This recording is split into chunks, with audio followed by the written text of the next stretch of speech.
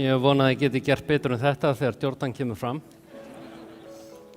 Takk fyrir að koma. I'm going to switch to English since Jordan Dr. Peterson hasn't had time to learn enough Icelandic yet.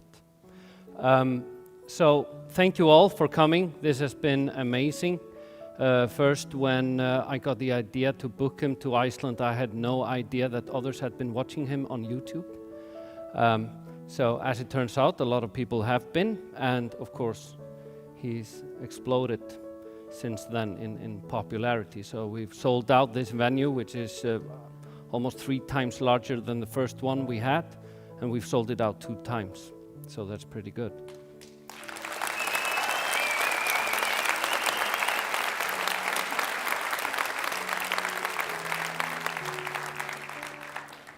So he's going to come up here and he's going to speak for 1 hour and 15 minutes, just about. Then he's going to take a 4-minute break and go off stage before the Q&A. You can submit questions to the Q&A, and we're going to use a similar system that he's been using on his trips in America with Dave Rubin. So I'm going to serve as a surrogate Dave Rubin here, a slightly less gay Dave Rubin. I'll ask him the questions, and you will put them online on a site called Slido. So it's spelled SLI.do, Slido. I'll say it in Icelandic as well, SLI.do, Slido.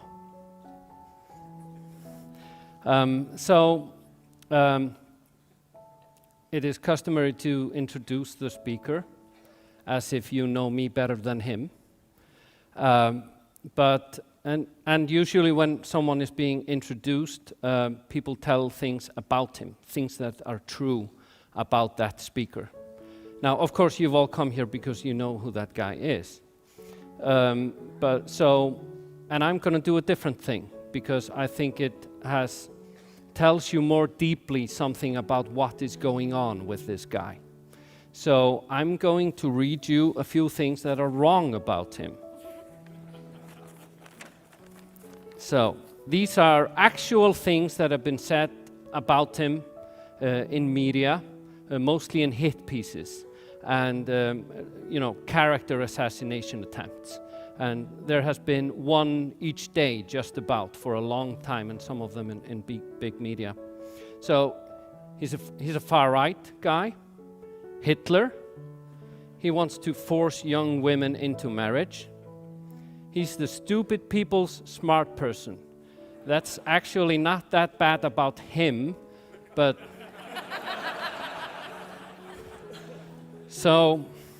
and that's the reason they say that. They want you to become afraid to admit that you like him or go to his talks.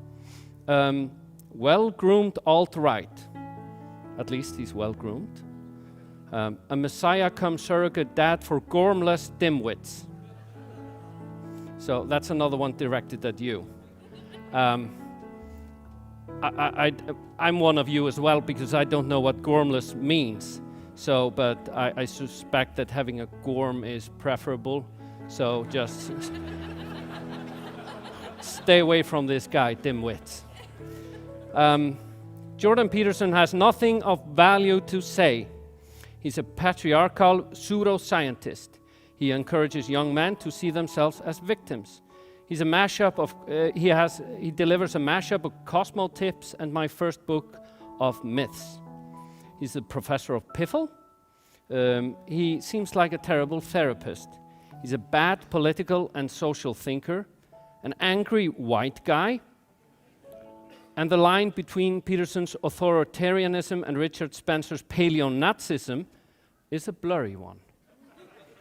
He's a Jewish shill, and if you're going to be a shill, you want to be a Jewish shill. And he's a fascist mysticist. And this is just a small sample of what has been going on. And it's all wrong. Perhaps, depending on how you define shill is okay. but it's all wrong. And that tells you something. A new one every day to misinform people about that man. And you can demonstrate it. It's demonstrably false, everything. And there are some people that see him as a risk to their agenda and their world view for some reason. But he's a reasonable, balanced, moderate, truthful man. And I've never seen such a campaign against any thinker, ever, in the world. Not even someone that is untruthful or as despicable as they make him sound like. So this tells you something. This is the reason I was reading this. This tells you something about the importance of his message.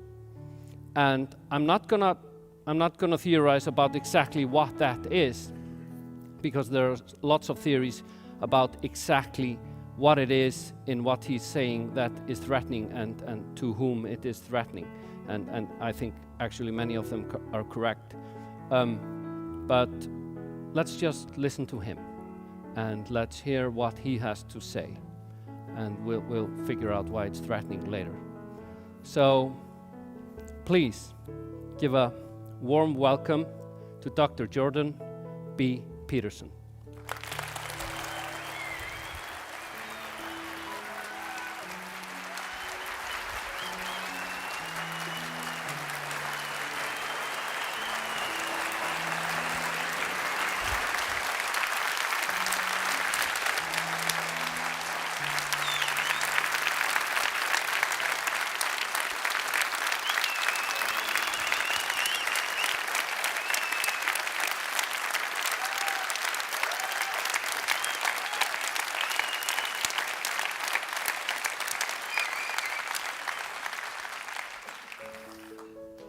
Well, that's an introduction that I'm going to have to live up to.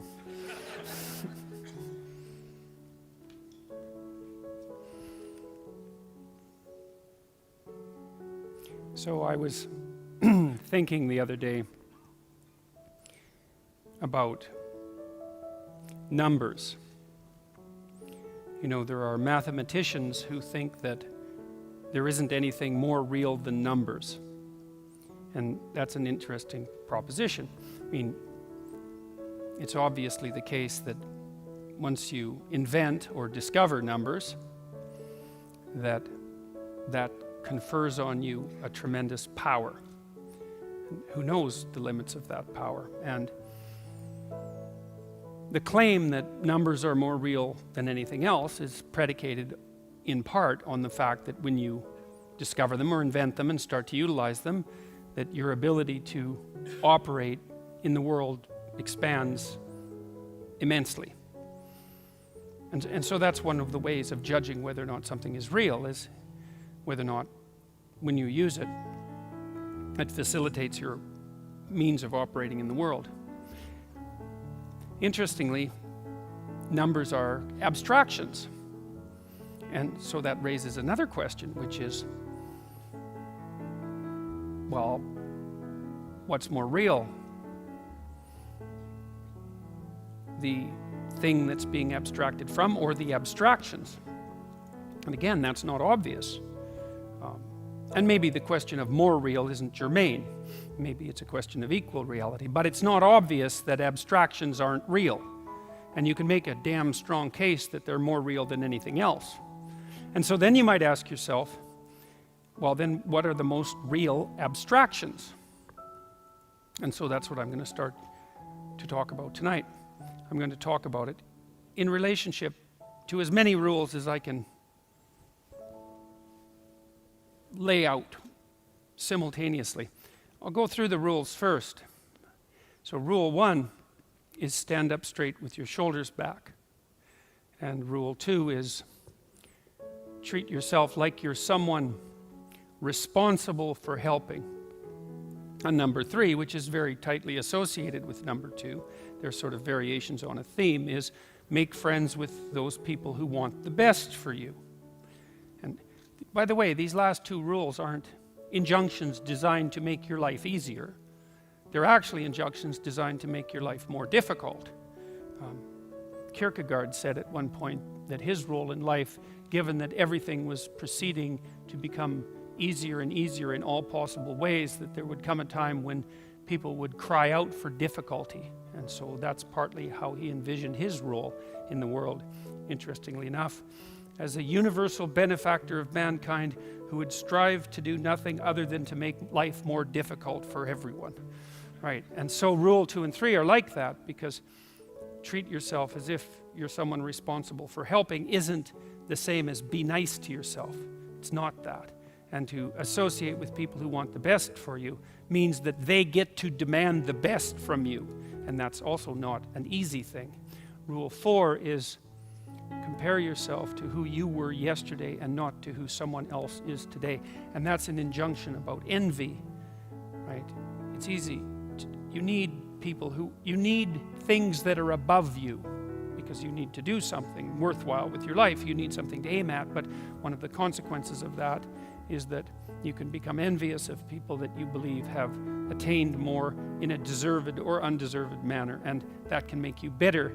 And so it's much better to compare yourself to yourself and to use yourself as the target for improvement and comparison. Rule 5 is don't let your children do anything that makes you dislike them. And the rule of thumb there is if you dislike them, then other people will. And it's a bad idea to allow your children to act in a way that makes other children dislike them or adults dislike them, given that they're going to have to deal with children and they're going to have to deal with adults. So your primary responsibility as a parent is to help your child learn how to behave so that the social world opens up its arms to them and welcomes them at every level. And you've done your job if you can manage that, and it's not a simple thing to do. Rule 6 is put your house in perfect order before you criticize the world. And that's not take no action for others until you have your act together. That isn't what the rule means.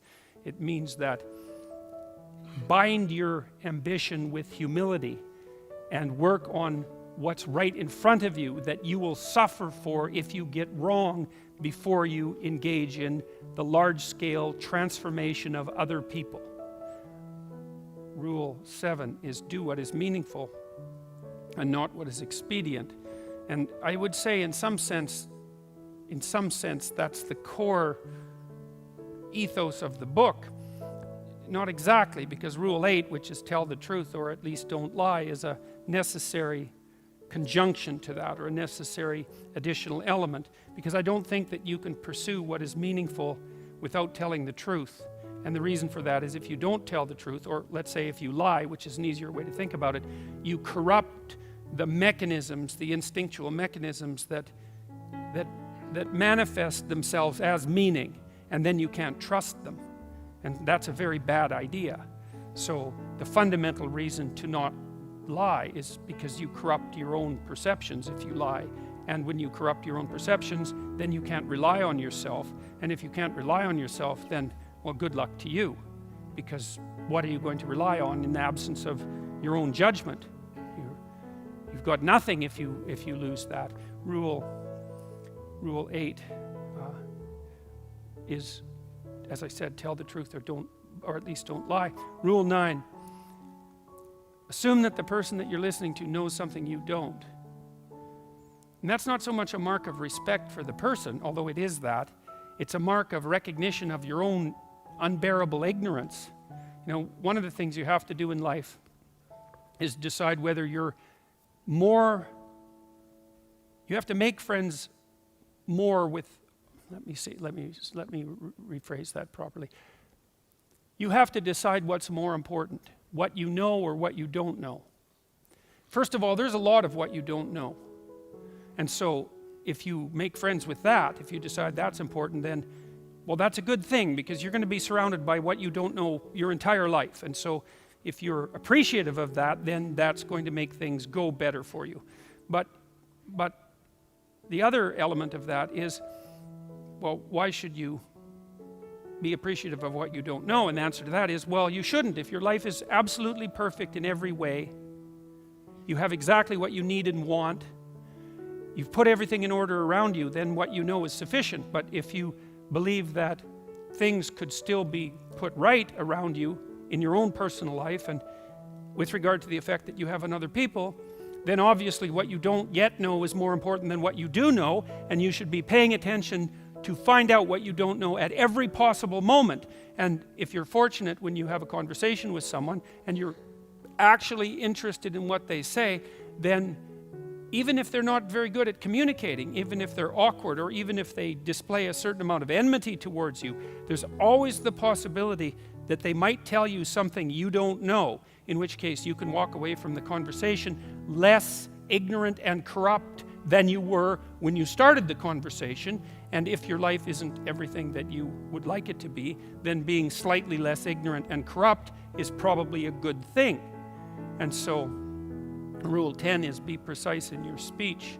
And that's an observation, I would say, that's a variant of a New Testament injunction, which is, or maybe a description of the nature of the world, which is knock and the door will open, and ask and you will receive, which is a very strange theory, let's say, but which I would say is far more in accordance with what we know about the psychology of perception, let's say, than you might imagine, because it is the case that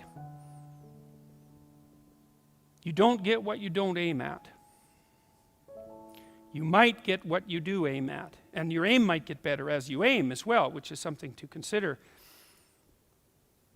If you specify the nature of the being that you want to bring into being, then you radically increase the probability that that's what will occur. And of course you all know that because you regard yourself, at least to some degree, as active creative agents, right? Your fundamental attitude towards yourself, at least in the manner that you act towards yourself, is that you wake up in the morning and you have a landscape of possibilities that lay themselves open to you, and you make choices between those possibilities and determine in consequence how the world is going to manifest itself. So you confront a field of potential, that's a good way of thinking about it, and through your choices you determine which elements of that potential are going to concretize themselves into the real world. And you are very unhappy with yourself if you don't do that properly, and you're very unhappy with other people if they don't do that properly, and you're very unhappy with other people if they don't treat you like that's what you're like. Because part of what you demand from people, let's say, in terms of sheer civility, is that they act towards you as if you're the locus of voluntary choice in a world of potential. And you upbraid each other for that as well. If you have children and parents, your parents will say to you, if you're fortunate, you're not living up to your potential, which is actually a compliment in a sense, even though it's also a judgment. And the compliment is, I know perfectly well that you could be more than you are. And you'll hang your head if you have any sense, and you'll think like you think in relationship to your own conscience, that yes, I have a lot of potential that I'm not fully realizing, and that actually constitutes a transgression against the good. And I don't think I've ever met anyone who doesn't believe that. If you have a reasonable conversation with them, it just seems self-evident. I mean, maybe now and then you meet someone who's narcissistically self-satisfied, but then they're narcissistic, and that's not good. That, as a medium to long-term strategy, that's a catastrophe. That ends in disaster. You know, it's a short-term, it protects people, but long-term, it's not good in the least. And of course, other people don't appreciate it as well. Rule 11 is don't bother children when they're skateboarding. And that's actually a discussion of courage, of encouragement, more specifically, because I've been trying to understand, for example, what role parents play in the lives of their children. And I would say this is a role that is of fundamental importance, as well as attempting to guide your children so that they act in a socially desirable manner, so that the world opens itself up to them. You also want to encourage them, which is not the same as sheltering them. It's not the same at all. And to encourage someone is to say something like, or to act out something like, look, kid, the world's already difficult, because the world isn't easy for children any more than it's easy for adults. The difficulties are They're not the same, they're child-sized difficulties, but they're still difficulties. The world is a very hard place, and it's a bitter place in many ways, and it's not only a hard and bitter place, it's also touched with betrayal and malevolence, and that's the fundamental bottom line. But there's something in you that is capable of taking that full on and transcending it, and that's encouragement. You say, well, as difficult as things are, you're up to the challenge. And to interfere with children when they're skateboarding, for example, when they're doing, let's say, inadvisably dangerous things, which kids of course do if they're skateboarding, to interfere with that is to interfere with the child's willingness to voluntarily expose themselves to the risks that they need to expose themselves to in order to develop the sort of competence that allows them to thrive in a world they cannot be sheltered from. And so to interfere with children when they're taking necessary risks is not love or empathy, but cowardice on the part of parents, and it's deeply damaging to children. And I can tell you, as a clinical psychologist, I've never had a client come to my office in all the hundreds of encounters I've had with people in my office. I've never had a client say, my parents made me too independent. Right, that hasn't happened once. Right, now, my parents made me too dependent, or I conspired with my parents to perpetuate my dependence. That happened all the time. So there's a rule of thumb, which I think is a good one, which I believe is often applied in nursing homes by people who work in nursing homes, which is of course a very difficult job. And the rule is, do not do anything for anyone they can do for themselves.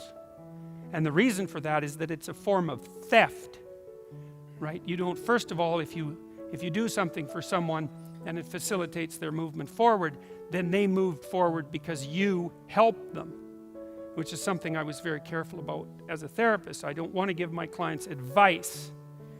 First, it might fail, in which case they are going to pay for my advice. And second, if it succeeds, then I get to be the successful one. And I don't want to steal the success from my clients. That's a bad idea. I want to help them figure out what it is that they should aim at, and then help plot out a strategy for attaining that. But I want to ensure that it's their destiny, not something I'm imposing. And of course, the imposition of that sort of thing is the hallmark of a bad, I would say, therapeutic relationship, but also a bad relationship, period. Right? So one of the things you want to do with your partners, your spouse, your husband or wife, and also with your children, is to listen to them so that you can figure out what their problems are and figure out with them, because they're going to figure that out by communicating, and then perhaps aid them in the development of a strategy. But you have to ensure very carefully that you're not imposing your own structure in a manner that's going to steal from them what's rightfully theirs. So Rule 11 is an injunction to courage as the fundamental. Because you could say, well, what's the antidote to the catastrophe of life? And one answer might be safety. It's like, well, look, everyone's sensible enough to know that a certain amount of provision for safety is worthwhile. You should probably wear your seatbelts when you're driving around in your car, because why take foolhardy risks? But given that there is no security in life in the final analysis, then encouragement is a much better medication than sheltering. And that's I think in keeping with the idea that what life is essentially is not a place to attain happiness or even to aim for happiness, even though you should be grateful if some comes along now and then, but a call to something like adventure.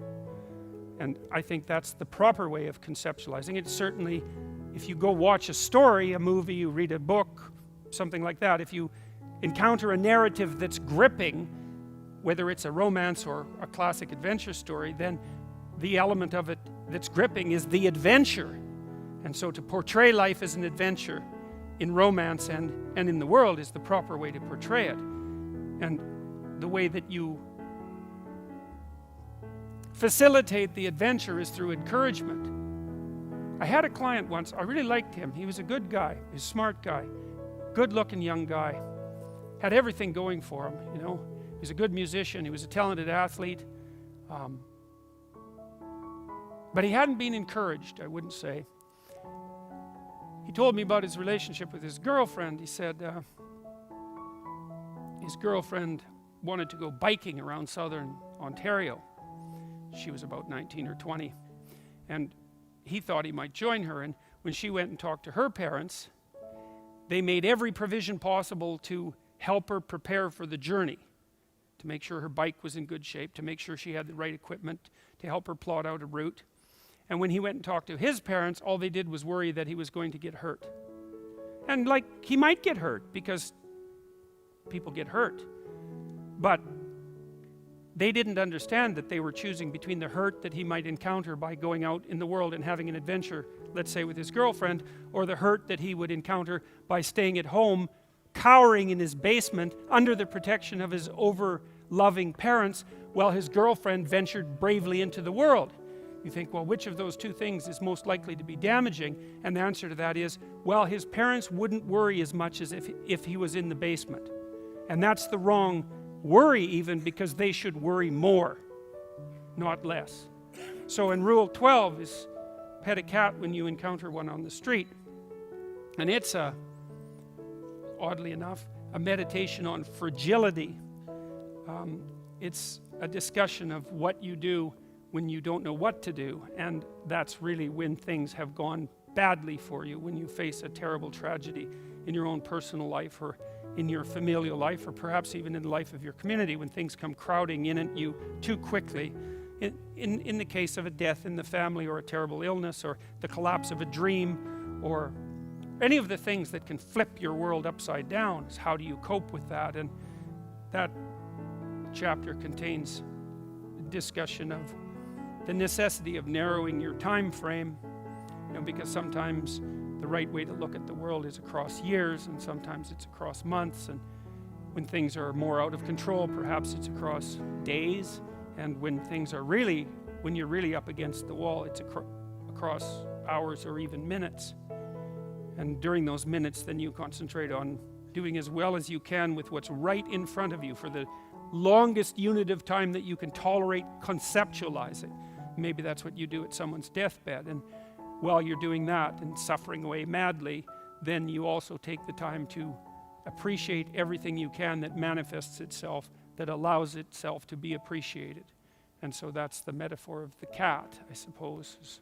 And so that's the 12 rules. And I'll return to rule 1, which is stand up straight with your shoulders back, and I'm going to use it as a platform for laying out the abstractions that I talked to at the beginning of the lecture. So some of you might be familiar with the central Taoist symbol, and it's a symbol of Tao. And Tao is a very strange word. It doesn't have an easily translatable single meaning, at least in English. It means a variety of things. It means the path of life, so that would mean the path that you take as you move forward through life. But it would mean more also the proper path. So it's the proper path through life. So the idea, Tao is a symbol of reality. And one of the things it means is the path you take through life. And so there's an implicit idea there that the fundamental reality of life is the path you take through life. It's not a materialist idea. It's a different kind of idea. It's the idea that life is a journey. Well, we're mobile creatures and we're on a journey, and the best way to conceptualize reality is as the place that you journey through. And the question is, well, what are the elements, what are the constituent elements of the place that you journey through? Because that's also part of Tao, and the Taoists believe that that's yin and yang. And yin is the black serpent, because those are two serpents head to head that make up the totality of the world. And the black serpent is yin, and yin is feminine, classically speaking, from the Taoist perspective. It's a symbolic representation. It doesn't mean that women are yin and that men aren't. It's not that. It's an attempt to use sexual symbolism to represent a deeper underlying reality. And yang is masculine. Yin is dark and night. And there's a white dot in the black serpent, and there's a black dot in the white serpent. The white serpent is the daytime, and masculinity. And it's the interplay between those two things that make up reality. And one can transform into the other at any moment. And so that's the Taoist idea of reality. And so there's yin and yang, and they make up the world. And the question is, perhaps our question is, well, what exactly does that mean? Well, it actually means something. It's a kind of abstraction. And it's actually an incredibly helpful abstraction once you understand the abstraction. It might be the most real abstraction there is. So I'm going to lay out for you a little bit about what these two domains refer to. And then I'm going to make a case that they're real. And then I'm going to tell you what it means that they're real. So you could think of yin as chaos.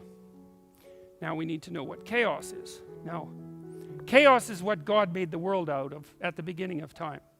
So one of the things that chaos is it's something like potential. And so you can imagine, and this is not how we think as modern people, because we tend to think in a materialist way, but it is how we act. And as I said already, you act as if you confront potential. And you treat potential as if it's real, and if your attitude towards it confers on you a certain moral obligation, which is why you know what people mean when they say you're not living up to your potential. No one ever says, well, what do you mean by potential? Not unless they're being argumentative, because you already know. And very few people say, well, I'm fully living up to my potential. So you admit to the reality that undergirds that the conception that makes that question a possibility immediately. The potential is, well, potential is the future. That's part of it. And we believe in the future. We believe that it exists, even though it isn't here and it's not measurable. It only exists as a potential set of realizable possibilities. That's what the future is. And it's really what we contend with. We don't really contend with the present precisely. We orient ourselves towards the future, and the future comes at us from every direction. And we decide as we encounter the future which parts of it we're going to interact with and how we're going to construct the present and the past as a consequence of doing that. And so part of chaos is potential, and that's the positive part. It's like if you're in a bind, what you look for is potential. Is there another way of conceptualizing this? Do I have a different way of acting? Can I make another plan? Is there something that I'm not taking into account that would make this terrible situation tolerable? That's all an attempt to call upon potential and to use it to transfigure a reality that's intolerable. And maybe it's intolerable because of the way you're conceptualizing it. Now, I'm not being naive about that. I understand perfectly well that people can find themselves so badly cornered in life that they're basically done no matter what they do. People obviously develop fatal illnesses and they die and their businesses collapse, and genuinely terrible things can happen to you that aren't your fault, that you can't fix. I'm not saying that you can just gerrymander the world by changing your attitude. It's not that straightforward. But I am saying that you have a tremendous ability to transform the landscape of possibility that reveals itself in front of you, and that when things are terrible, that's your best bet. It doesn't mean it will succeed. It just means you don't have a better option. And so chaos, that potential, is also something that manifests itself in a terrible manner. So imagine this. This is a good way of thinking about it. So imagine that you have an intimate relationship. Let's say a marriage. And the marriage is predicated on trust and fidelity, which is a variant of trust. And that the trust and fidelity is an axiom of your memories. You might think, well, what does that mean? It's like, well, let's play it out. Imagine you've been married for 10 years, and then your wife tells you that she has had 3 affairs, each of them lasted 3 years, and the last one has lasted 5 years, and it's still ongoing. Or maybe you discover that. Okay, so then you might say, well, what happens then? Well, what happens is that everything you thought was wrong, right? And this is such an interesting thing, because it actually means you had the past, and you think the past is fixed. It's done with. That's why it's the past. But all of a sudden you find out that one of the things that you thought about the past, and it happens to be a very important thing, wasn't true at all. And so what that means is that whole past that you thought was what it was, wasn't what it was at all. And so it transforms itself from an actuality into potential. And most of that potential is negative, unless you're relieved that your wife had an affair. Well, but that's an important consideration, because you can imagine a situation where your marriage is dreadfully unhappy and you're just looking for an excuse to leave.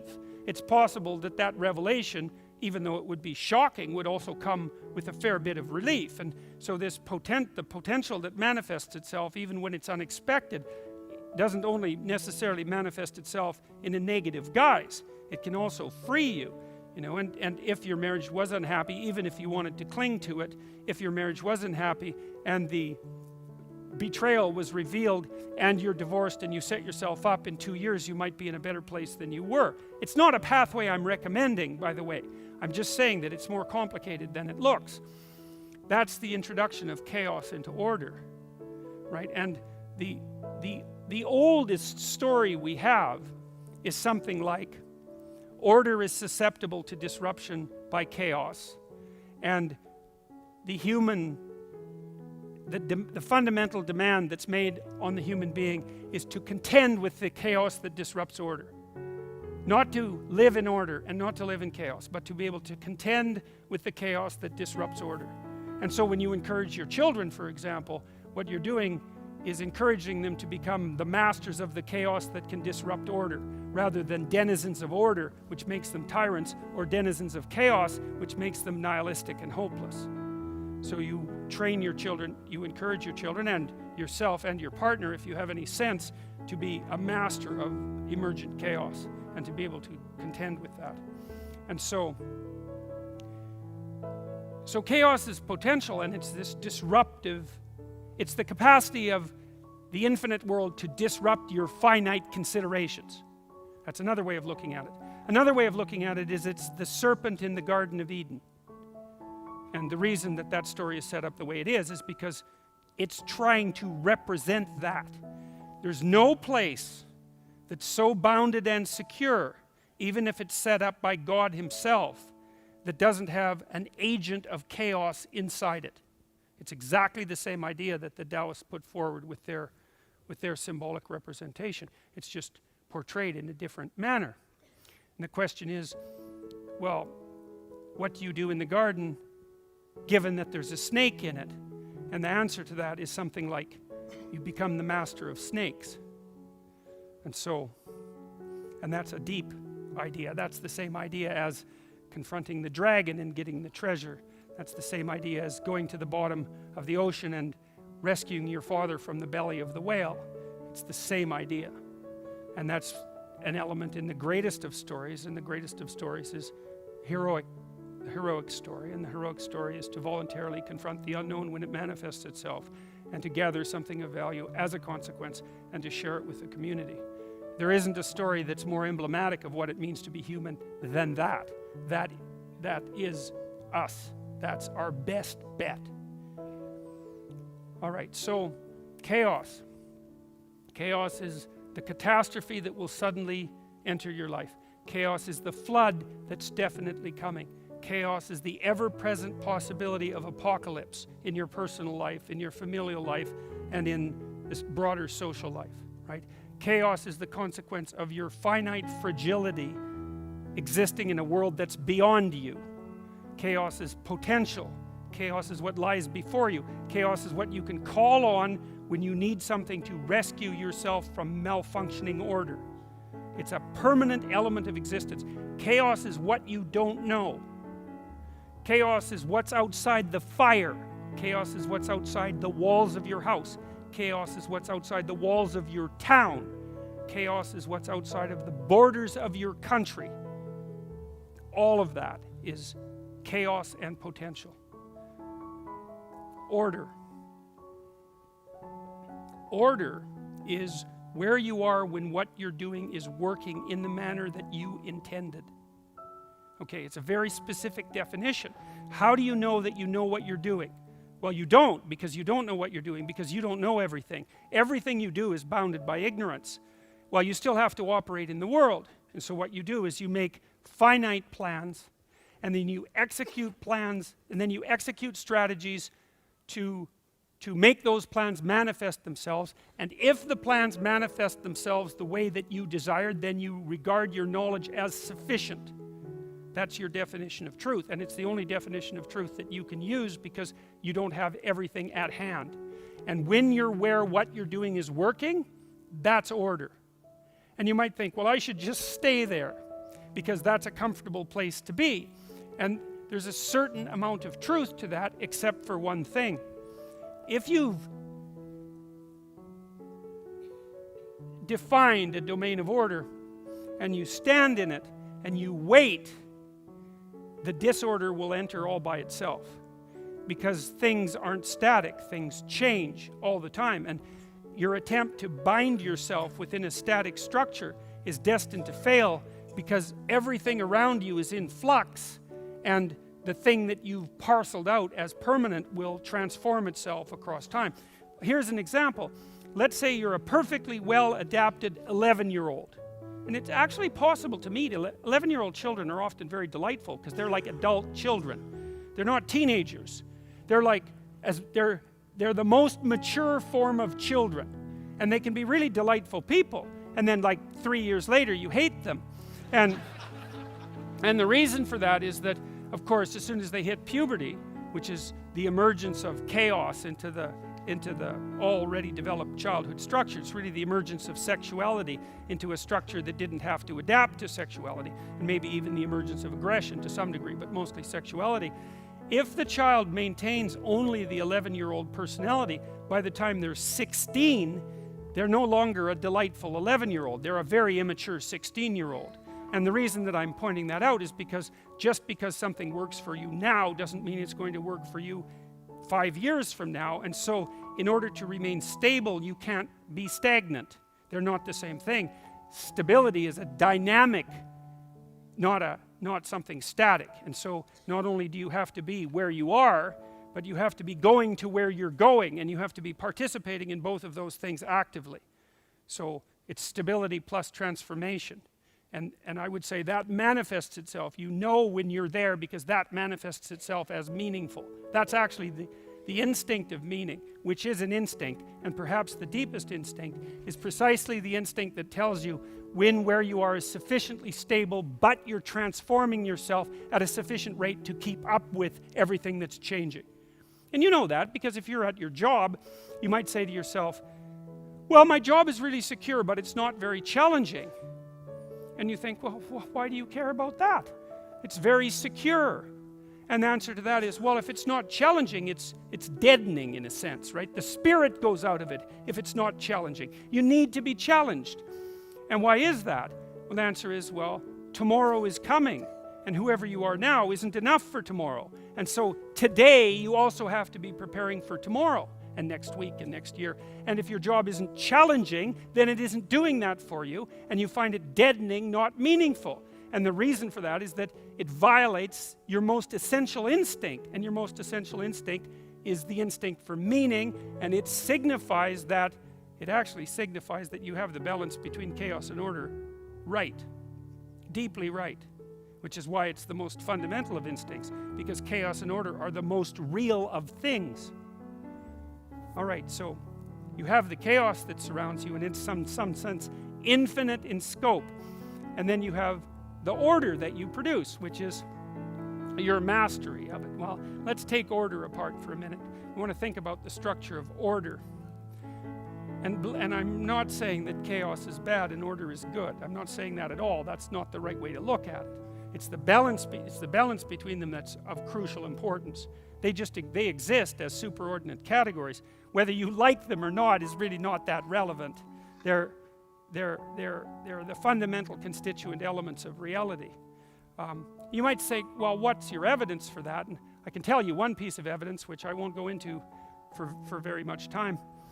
You have two hemispheres, and each in your brain is composed of two hemispheres, which implies something about the nature of the world. given that your brain is hypothetically adapted to the structure of the world. It's not just your brain, because animal brains have the same fundamental structure, this bifurcated structure. And the bifurcation indicates that there's two fundamental realities, because otherwise, why would you need a bifurcated structure? Or maybe you'd need a triune brain, or one that's divided into four, but that isn't what you have. You have one that's divided into two. And if your working definition of reality is scientific, biological, let's say, then your definition of reality is that which shapes life. You can't actually do better than that from a Darwinian perspective. And if the reality that shaped life produced a bifurcated representational structure, then that implies that the proper way to represent reality, and perhaps that reality itself, is in fact bifurcated. And I believe it's bifurcated in the manner I just described, and the neurological evidence for that is actually quite overwhelming. It's come from multiple sources, some of them Russian, some of them American. That's where most of the work has been done. Your left hemisphere is specialized for operation in those situations that you know and understand, and your right hemisphere is specialized for operation in those situations that you neither know nor understand. And the proper way to orient yourself in life is to get the balance between those two sets of operations correct. And the way that manifests itself in your subjective experience is as meaningful engagement. And so that's not a bad first pass, what would you say, justification for the view that these two domains are the most real domains. Okay, so order. What is order? Well, if you just sit there and do nothing, that will be chaos. Why? Well, because you'll suffer and die. That's what will happen. So, without action on your part, deterioration and death is a certainty. Okay, so you need to act. Well, then we built on an action platform. I mean, we're the consequence of 3 billion years of evolution for action. Action, movement forward in the face of necessity, is the prime dictum of life. That's a good way of thinking about it. We're embodied action. What do you have to do when you act? Well, at minimum, you have to do whatever keeps you able to act. These are truisms, right? I mean, you have to have something to eat. You have to have some fresh water. You need some shelter, right? You need some companionship. You need a sexual partner. You need children. You need play. You need to be touched. And I actually mean need, by the way. People deprived of play go insane. People who aren't touched die. These things are necessary. Well, assuming that survival itself is necessary. But we'll start with that. We'll start with the assumption that just sitting there and suffering and dying is not the right solution. Okay, so you have to act in the world. You have to act in the world that in a manner that stops you from deteriorating and dying at minimum. And that means that you have to address the problems that are intrinsic to that destiny. Now, you have all sorts of systems that have evolved to help you do that. Motivational systems. You have to eat, so you get hungry. You have to find water and consume it, so you get thirsty. You get lonely. You get curious. There's specialized biological systems that are very, very old. You get aggressive. You get afraid. You suffer pain. There's specialized systems for all of those unidirectional systems of orientation in the world, and they help you figure out what to do. So when you're hungry, it's time to eat, and when you're thirsty, it's time to drink, and when you're lonesome, it's time to seek out some companionship. And you have specialized systems that help you do that. But they're not enough because, well, they're not very bright. That's one way of looking at it. They're kind of unidimensional, and you also have the problem of organizing all of them. It's like, well, you have to eat now, and you have to drink now, and you need a companion. And it's probably time to play, and you have to do something about shelter, and there isn't just you right now, there's you now, and tomorrow, and next week, and a year from now, and 5 years from now, so you have to plan across all those stretches of time, and there isn't just you now and the future you, there's you plus your family and your community, and so all of that has to be taken into account while you're plotting your movement forward. It's very, very complicated. You have all these problems to solve simultaneously. And your motivational systems, anger, hunger, and so forth, can help you solve one of those problems now, but not all of them permanently. That requires higher cognitive function, and that's part of what drove the evolution of our complex cognitive systems. That's how do you propagate the game across time in a complex environment. The left hemisphere operates when what you're doing works. And so a lot of what you do during your life is to keep your right hemisphere off. People don't like it going on accidentally. It's the home of negative emotion. It's the home of pain and anxiety.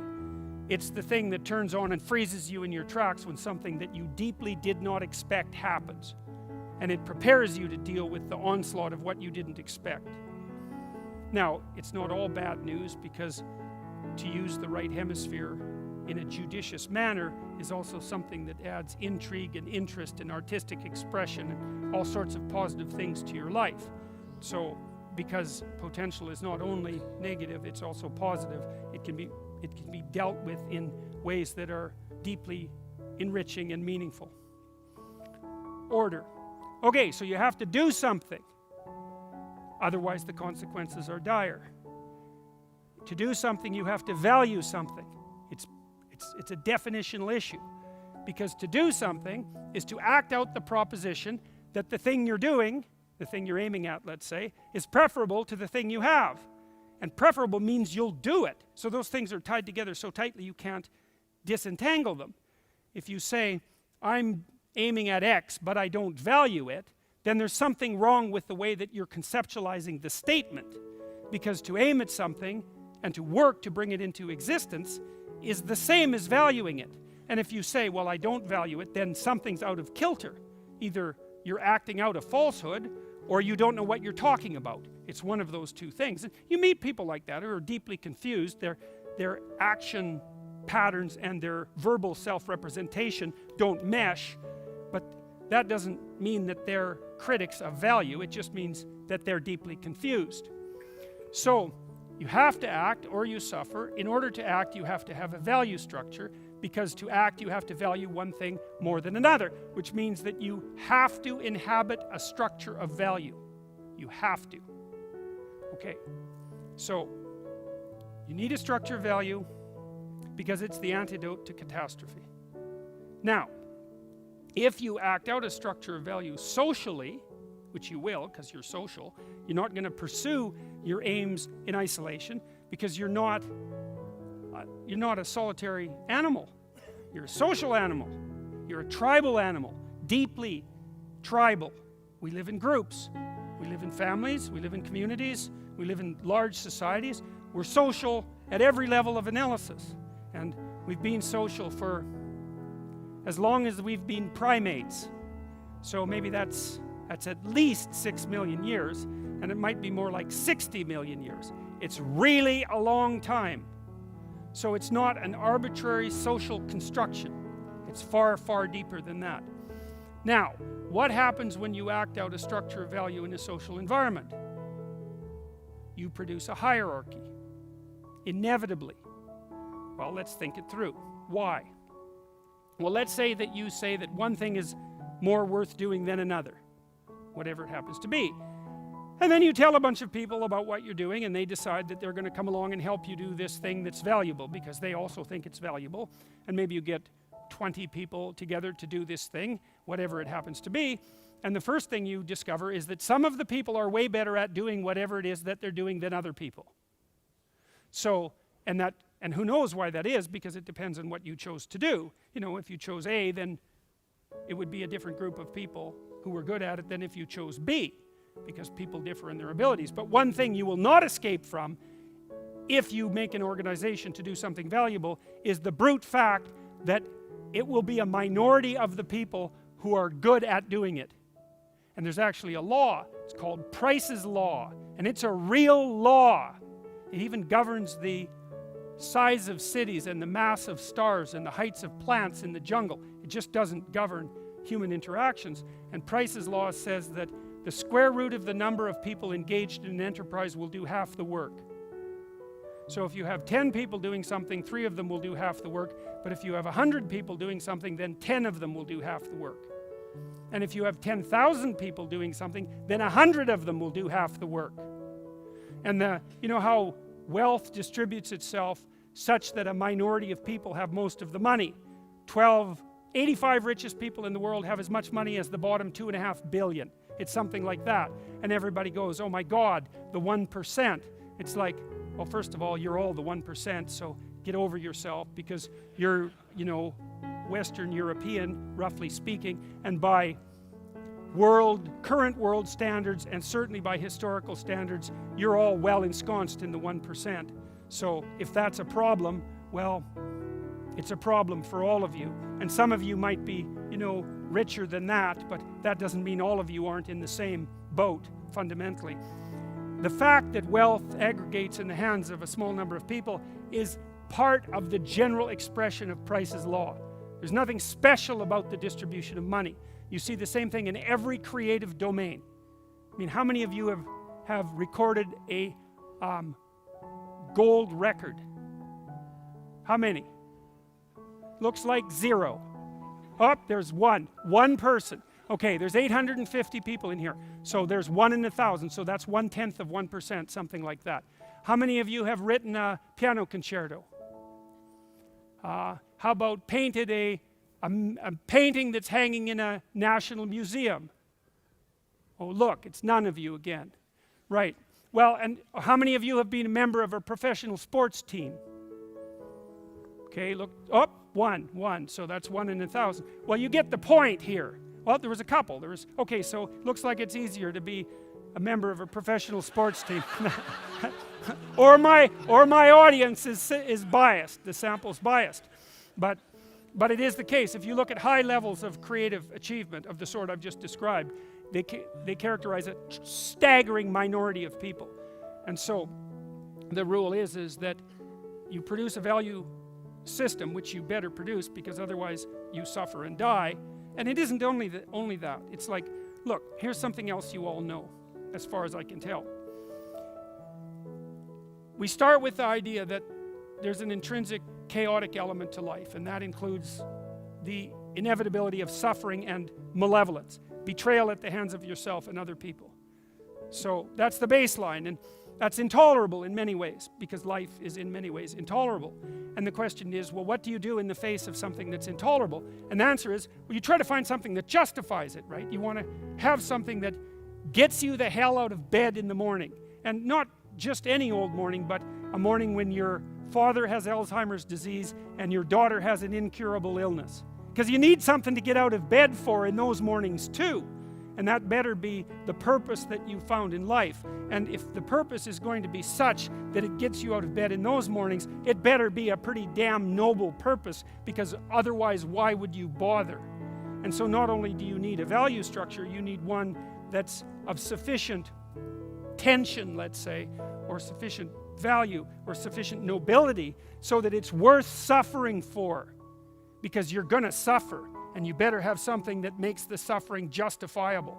And so not only do you need the value structure so that you don't just deteriorate and die, you need the value structure so that when the flood comes in your life, as it certainly will, that you have built a vessel that will sustain you through the catastrophe. And that's not the pursuit of happiness. It's not even the pursuit of security. It's none of that. It's the orientation that you've managed to produce in your own life towards a higher good that's so high that it's worth bearing the burden of being to produce. You implement that in the world, you produce a hierarchy. Now you might say, well, and then you have the problem of hierarchy, and the problem of hierarchy is a very few people are going to be very good at whatever that hierarchy does. And then you have the second problem with hierarchy, which is the problem I just laid out when I asked you about your spectacular levels of attainment and found out that it was very unlikely. I'm not saying that you haven't attained worthwhile things. That's not my point. My point is that very high levels of attainment are extraordinarily rare, and that's an inevitability as soon as you decide that something's worth doing. Two inevitabilities. People stack up at the top. Minority of people stack up at the top and take most of the proceeds, whatever they happen to be, or deserve them, or earn them, whatever, however, I don't care how you conceptualize it, and almost everybody else stacks up at the bottom. And so the problem with hierarchies is that even though they're necessary, they tend to produce a situation where most people stack up at the bottom. And so that's the next thing that we have to contend with. You can't get rid of the hierarchies, because if you get rid of the hierarchies, there's no value structure. And if there's no value structure, not only do you deteriorate and die, you want to deteriorate and die. And that's not a good solution. But if you do generate a hierarchy, then you have the problem of the hierarchy. And the problem of the hierarchy is that it will dispossess most people. Now, to the degree that the postmodernists have something to say, that's what they say, is hierarchies dispossess. Okay? And then we can look at that clearly and carefully, and we can say, that doesn't mean, A, that hierarchies themselves are corrupt or that we can dispense with them, but it also doesn't mean that we have no moral obligation to the dispossessed. And we say, well, how do we deal with that politically, conceptually? And the way we deal with that, at least in part, is to produce a political spectrum that ranges from left to right that deals with hierarchy and the problems that hierarchies cause. So one of the things that you can reliably assume about someone who's on the right is that they will be patriotically in favor of the current hierarchy. Or even more abstractly, they're in favor of the idea of hierarchy itself. And you say, well, more power to the people on the right, because you need hierarchies, so they should support them. But then you have to take the people on the left who say, yeah, but what about the people who are dispossessed by the hierarchy? And what you have to say to them is, yeah, we actually have to do something about that. And you think, well, how do we do something about that? And the answer is, we don't actually know. Because there's no permanent solution to the problem of dispossession by the hierarchy. We don't know how to fix it. You say, well, we could flatten the hierarchies. It's like, not without disrupting the value structure. That's a price you don't want to pay. Well, we could take from the top and put it at the bottom. It's like, yes, hypothetically, we could. But it turns out that when you try that in practice, it's very, very easy to rapidly go too far. And then what you end up with not is less dispossessed. You end up with no one who has anything. And that's not a good solution to the problem of scarcity, right? To make everyone equally dead or equally starving, which is essentially what the communist states did across the entirety of the 20th century, is not the proper way to address the problem of hierarchy. Now, it has to be addressed, even if you're on the right, because here's one thing that happens. Hierarchies tend to ossify, because what happens is that the people at the top, maybe they got there by merit, but it's easy for them to gerrymander the system so they can stay there without merit, or perhaps their children can stay there without merit, or the hierarchy becomes corrupt so that people who only use tyranny and power can climb it, and so you don't have a hierarchy of competence and value anymore, you have a hierarchy of brute power, which looks like a tyranny. So there's all sorts of ways that hierarchies can deteriorate, and we have to be awake to ensure that that doesn't occur.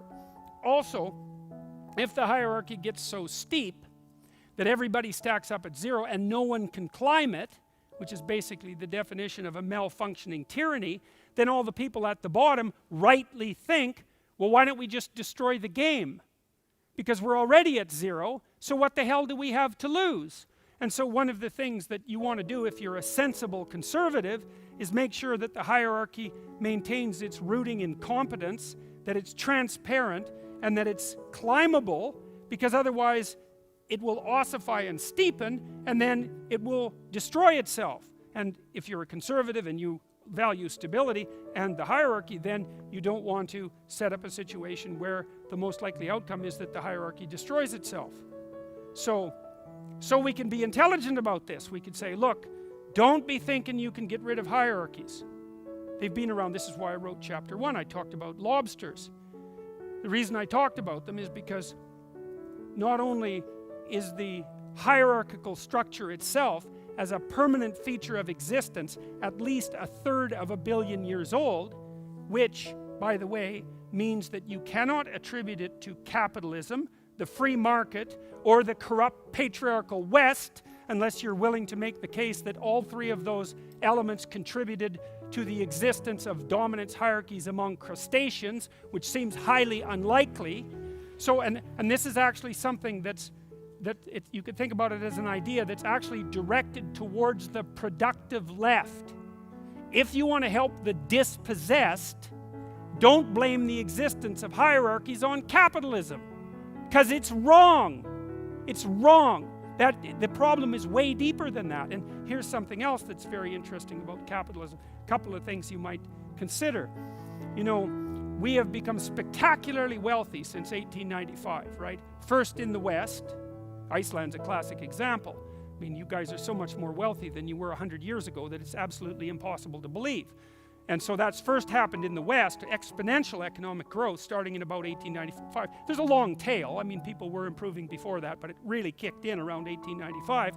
It first happened in the West, and now it's happening everywhere in the world. I don't know if you know this, but you know, the UN set a goal in 2000 to have the level of absolute poverty in the world by 2015, which is the fastest rate of economic growth ever recorded. We attained it in 2012, 3 years ahead of the most optimistic projections, right? And so people are being lifted out of poverty at a rate that has never been seen in the history of the world. Hooked to the power grids, provided with cell phones, provided with access to fresh water, provided with access to medications that decrease child mortality.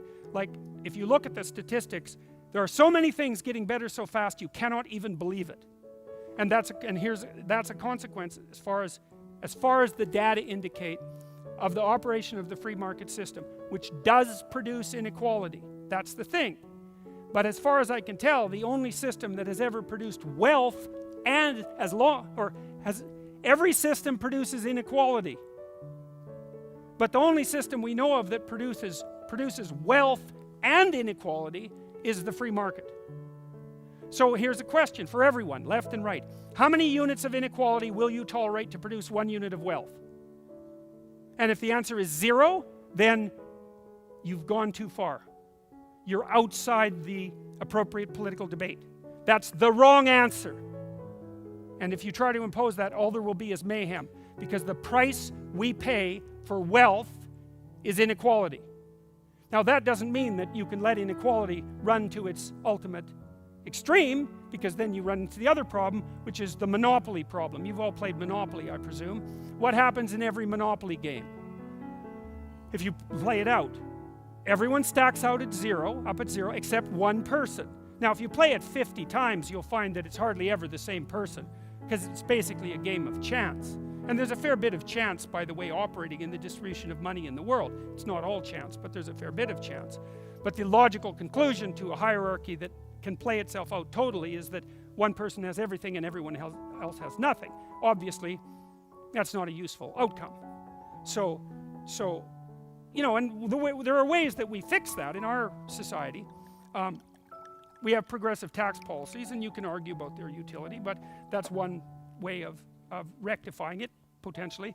Another way of rectifying is that we don't have one game, right? In a pluralistic society, we have many, many games that people can play, and so if you can't be a successful lawyer, then maybe you could be a successful plumber, and if you can't be a successful plumber, maybe you can run a small restaurant, or, you know, there's a diversity of games.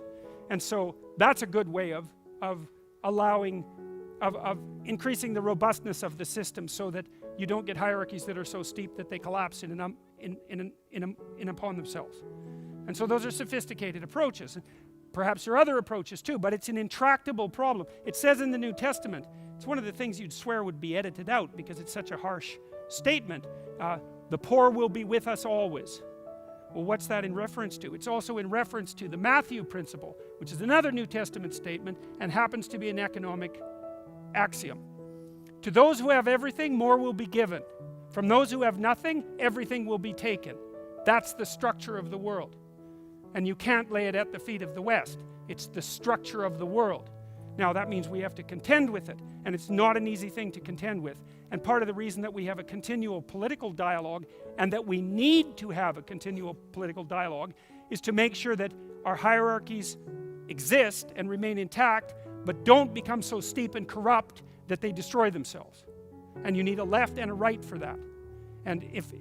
But that means the left has to admit that hierarchies are not only necessary but valuable, and the right has to admit that despite their necessity and value, they tend to stack people up at the bottom, and that actually constitutes a continual problem. You see that in the Old Testament, because one of the things that happens in the Old Testament is Israel struggles up to state and empire status 6 times. It struggles out of the chaos up to empire status. And then it gets corrupt. It loses the way. It isn't balancing things between chaos and order properly.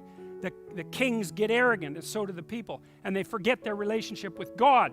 That's another way of thinking about it. And then a prophet comes up and says, you aren't paying enough attention to the widows and the orphans.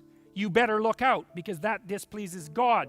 And the Israelites, who are stiff-necked and arrogant, think, what's God going to do to us? Which is not a very wise way of thinking. And so they don't take the steps necessary to rectify their deviation from the proper path, and they get absolutely flattened. And the consequences of that last for generations, like 7 generations. And then they struggle their way up to something approximating empire status again, and exactly the same thing happens. They forget, and they collapse. There's 6 stories like that in the Old Testament. It's all documented by a man named Northrop Frye, who is a Canadian literary critic who wrote a couple of books on the Bible, one called The Great Code and the other called Words with Power, which I would highly recommend. It's an analysis of the Bible as literature. Brilliant. For those of you who might be interested in Jungian thinking, Frye's thinking is a nice adjunct. So, all right, so that's the nature of the world. Order, chaos, and order.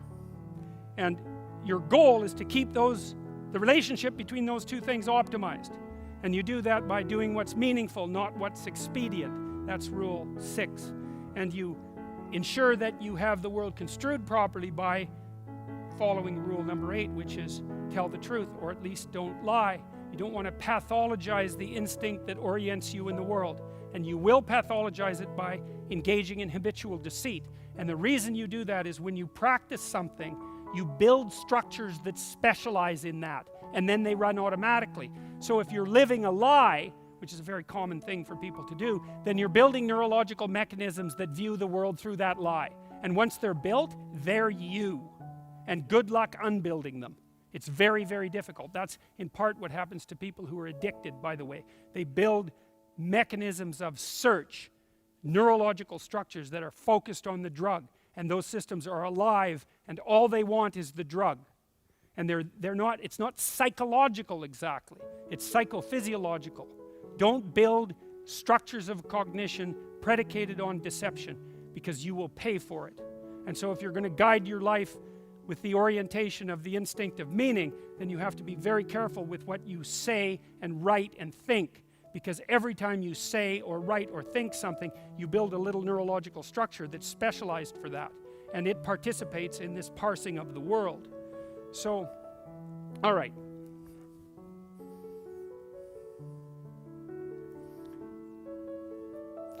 Chaos and order. Then you can say the order is a hierarchy. Okay, so here's the next question. Next 2 questions. Is order a hierarchy?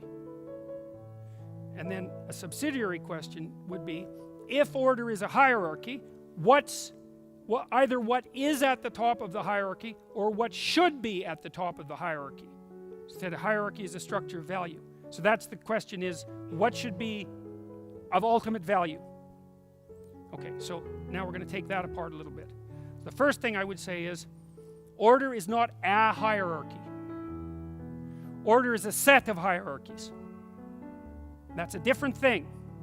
So I'll tell you how to think about that, I think. So imagine you have a child and they're playing soccer. And your child's a pretty good soccer player. No, I'll tell you a different story. This actually happened. So I'm going to tell you a story about hockey. And since I'm Canadian, what the hell, I might as well tell you a story about hockey. My son played hockey. He still plays hockey. He was a pretty good hockey player. And my wife and I used to go watch him play hockey. There was an arena just down the street from us. And there was a nice neighborhood league there. And so they'd sort the kids into teams, and then they'd let them play a few demo games, and if any team was getting stomped flat or any other team was winning too much, then they'd rebalance the teams so that they were approximately equal in skill. So that was the sorting of the teams. So and then they were on their teams, and then they'd play 15 games during the regular season. They'd have a little tournament to see who won, and it was really good. It was a good friendly league. And so my son's team was in, I think it was the championship game, if I remember correctly. And there's one kid on his team who was the best player on the team by quite a margin. He was very fast on his feet. He could skate rings around a lot of the kids. He was good at stick handling. He was a good hockey player. But he had some problems, this kid. One problem was he wouldn't pass the puck. Now you think, well, why the hell should you pass the puck if you're the best hockey player? Which is pretty much what he thought. And the answer is, well, you're part of a team, right? You want to be the best person on the team, fair enough, and you want to win the hockey game, but you also want to, what? Make your teammates better players. How's that? Maybe you even want to make the people on other teams better players. I mean, I know that's going a little bit too far, but you certainly want to make your teammates better players. And you might think, well, why would you do that? Because if they're better, then maybe you won't be the best. Well, that's a boneheaded way of looking at the world. Because first of all, if you amp up the competition around you, maybe that'll motivate you to be even better. And it's a hell of a way to win by making everyone else lose. That's not much of a victory. And so if you have any sense, you pass the damn puck, even if you're the better player. You especially do that. Let's say you've got a comfortable 2-goal lead. Well, then maybe you can risk taking the time away from that specific game to build up the confidence and ability of your teammates. And then maybe everybody thinks that you're a bit of a leader and they make you team captain. Not even so much because you're the best hockey player, but because why? That's the question. Okay, so we're watching the game, and it's pretty exciting, and it's a real close game, and it's like 3-3, and it's a minute left, and the other team zips down the ice and scores a really brilliant goal. And so my son's team loses. Except that they were in the championship, and it was a really good game. So, whether or not they lost is not all that obvious. They lost that game. But, there's a broader context to take into consideration. Okay, so this kid, the star, goes off the ice, and he takes his hockey stick and he smashes it onto the cement, and he's all angry because as far as he was concerned, he was robbed. And maybe that's because of his useless teammates, who he didn't really spend any time helping, by the way. And maybe it's because the referees were unfair, and who the hell knows why, but it wasn't fair. And his idiot father rushes over to him and consoles him on his loss and supports him in his notion that he was robbed. And I thought, you unspeakable son of a bitch. Because he was an arrogant narcissist, and it was way more important to him that he had a son who was a star than that he had a son who was a good person. And that's absolutely inexcusable. He made the wrong choice. He sacrificed his son's soul in part to help him save face for a hockey game. That's not acceptable. Okay, so here's what you tell your children. It doesn't matter whether you win or lose, it matters how you play the game. And so that's what the father should have told the son. And he should have meant it. And even better, he should have known what it meant. But who knows what that means? Because you tell your children that, and maybe they're not so happy because they lost a game, and they look at you like you're an alien, and they think, well, what the hell do you mean by that? Because obviously it matters whether you win. And it does matter whether you win. So what is it that you mean when you say that? And your kid asks, well, what do you mean by that? And you go, well, I don't know what it means, but it's a good rule. So what do you mean by that? Here's what you mean. And it relates to rule 5, which is don't let your children do anything that makes you dislike them, because other people will dislike them then. And you don't want other people to dislike your children unless you want your children to inhabit a world where everyone dislikes them. And maybe you do because you don't like your children. And maybe you don't like your children because you let them behave in ways that makes you not like them. And so the way you take revenge is by not correcting them so that other people will punish them because you don't have the courage to discipline them. And if you think that people don't play that game, then you don't know much about people, because they play that game all the time. All right, so it matters how you play the game. It doesn't matter whether you win or lose. Let's take that apart. Well, so the first thing is, and this goes back to the idea of the hierarchy. Is order a hierarchy? And the answer is no. It's a set of all hierarchies. Or you could say it's the set of all possible hierarchies. Because, you know, in a society at a given time, there's hierarchies that function, but that transforms, and then there's new hierarchies that function.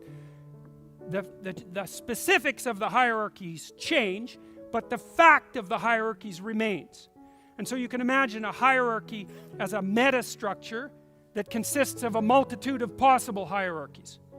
And that's going to change as life continues. And so what you want for your children is not to be the master of a hierarchy. You want for your children to be the master of the set of all possible hierarchies.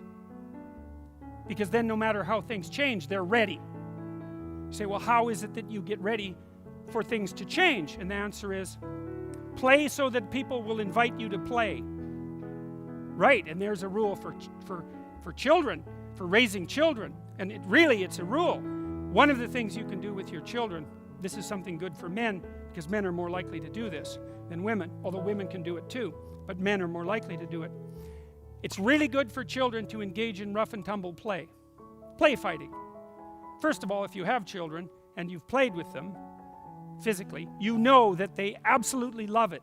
They will rough and tumble play with you until you are completely exhausted and they're not even vaguely ready to quit. They have an inexhaustible hunger for it. And they like to be pushed to the edge. So I knew this when I was a new father, partly because I read work by a man named Jaak Panksepp, who was a genius, an affective neuroscientist, one of the world's great neuroscientists, perhaps the world's greatest neuroscientist, although there's 4 or 5 people that might compete with him. He wrote a book called Affective Neuroscience, Emotional Neuroscience, which is a work of real genius. He discovered the play circuit in mammals, because there's a separate play circuit in mammals, a specialized circuit. And he did a lot of work on rats, and showing that in order for a rat to become socialized, because rats are highly social, they had to engage in iterative bouts of rough and tumble play. And here's a cool thing. It's a ridiculously cool thing. So, and this has to do, in some sense, with the postmodern critique of the patriarchal tyranny. So, if you take 2 juvenile rats, males, and you imagine you give them an opportunity to play. So you throw 2 of them into a little play arena and you let them wrestle. Okay? The next time that you bring them to the same place, you can measure how much work they'll do to open the door to the arena. How many times they'll push a button, say, to open the door, or how hard they'll pull if you tie a spring to their tail. And so you can get an estimate of their motivation, because the more motivated they are to play, the harder they'll work. And rats will work really hard to play, so you know that they want to play. I mean, assuming that you're willing to accept the fact that if you work for something, you want it. It's like an operational definition. So rats will work to play.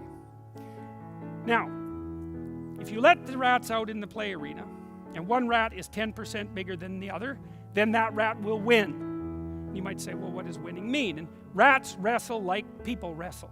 They even pin each other. And they manifest play behavior to begin with, like dogs playing in a park. You know how a dog looks when it wants to play?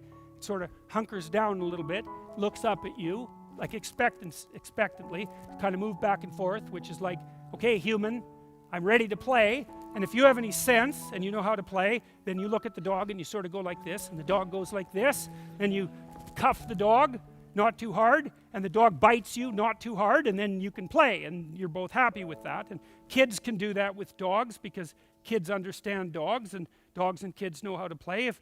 If your dog can't play, then you should not own a dog, because you're not smart enough to own a dog. So it's true. And if you have a dog that can't play, then don't have a kid. Right.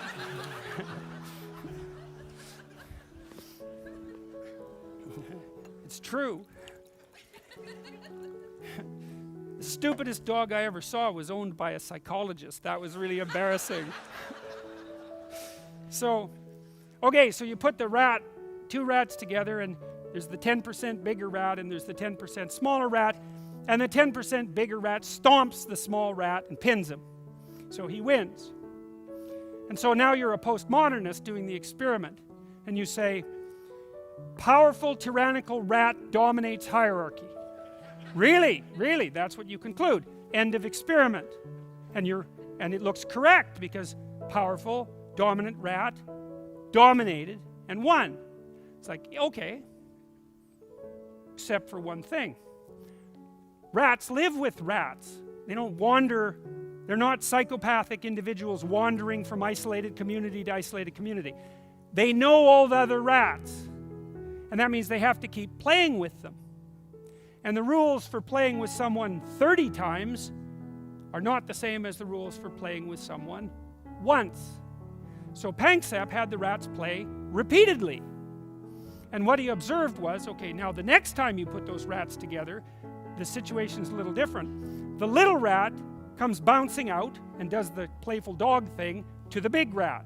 So now the rule is, you're the little rat, you lost, you have to be the creature that invites to play. That's now your status. So you bounce around, and the big rat's all cool, and he's smoking a cigarette and doesn't want to play, but he'll flick it away at some point and think, all right, what the hell, And so then he gets in it, and he can stomp the little rat again because he's a bigger rat. If the big rat doesn't let the little rat win 30% of the time across repeated play bouts, then the little rat won't ask him to play anymore. You think, well, if you think about, you don't think, so what? You don't think, why did Jaak Panksepp waste his time studying play in rats? You think, oh my God, that's an absolute miracle. Because it shows you that there's an ethic of fair play that emerges as a consequence of repeated bouts of play, even among rats. It's so basic, it isn't even human, that ethic. The ethic of fair play is deeper than human. It's real. And it's the ethic that governs iterated interactions. And it's not just in rats that we've seen this. So, chimpanzees are pretty damn brutal. They're way more brutal than you think. And they're really, really strong. Maybe 6 times as strong as an adult male.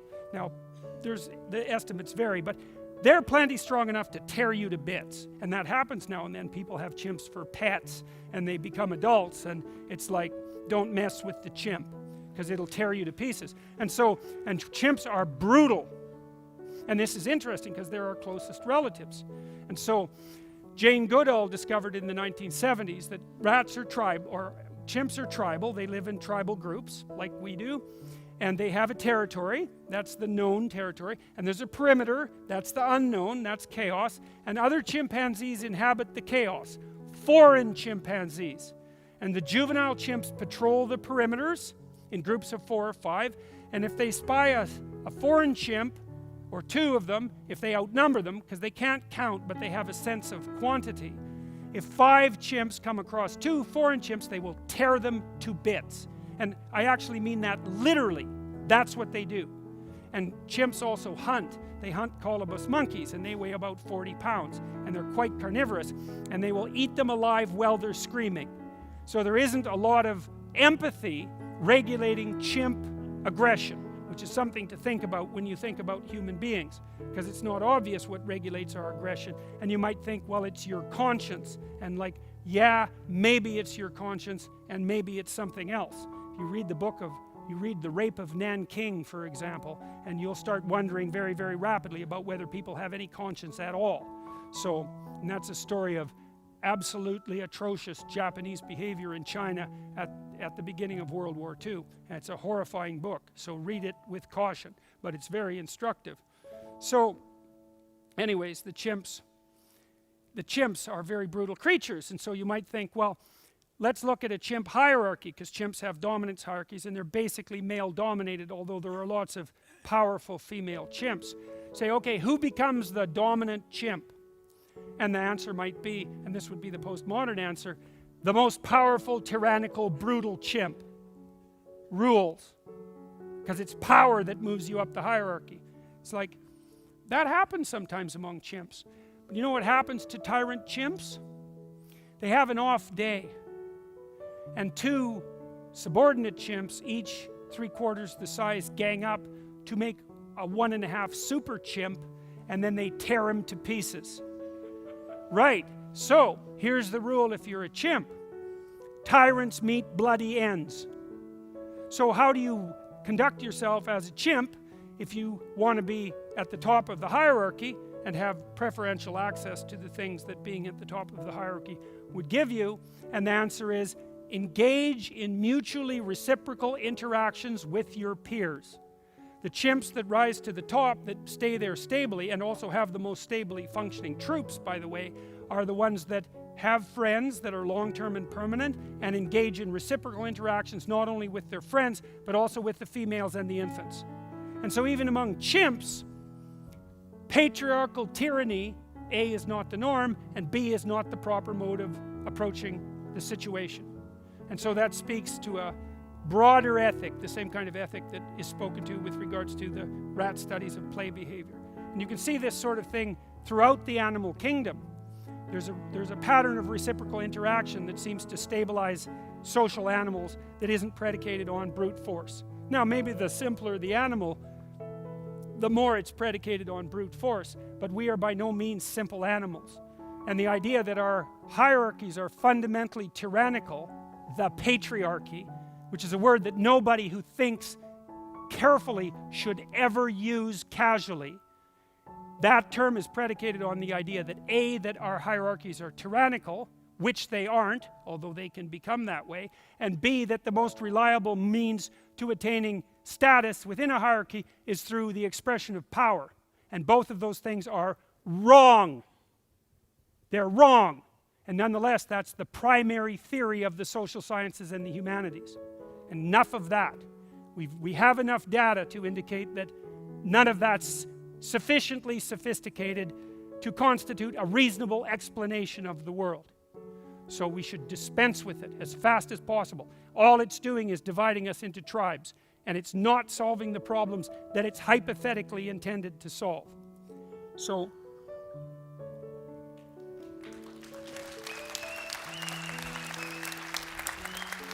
okay, so now back to the question. So there isn't a hierarchy, there's a set of hierarchies. And it's like the set of games. So here's what you're telling your child when you say, it doesn't matter whether you win or lose, it matters how you play the game. What you're telling them is, life is not a game. It's not even a sequence of the same games. It's multiple sequences of different games. And if you want to be a successful player in the set of multiple sequence of different games, then you have to adopt a higher order ethic. And you don't subordinate that ethic to victory in any one game, ever. So you put the manner in which you play above your victory in each instance. And the reason that that produces the best possible outcome for you is that you get invited to play the largest number of games. And so let's go back to rule 5. Don't let your children do anything that makes you dislike them. Okay, so let's say you like your children. Let's say you love your children and you want the best for them. You detach yourself a little bit and you think, well, I'm not going to be around forever, and they're going to deal with a lot of different people. Single people, like individuals, groups of people, children, and adults. And what they have to be prepared for is to interact with that set of people in the best possible manner.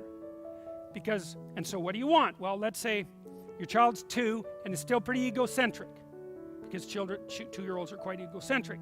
They can't share yet. They don't really learn how to share in any technical sense till they're about 3. It's hard for them to learn to share. Between 2 and 4, they learn to share and to play. And the way they learn is by, at least in part, by engaging in reciprocal interactions with their parents.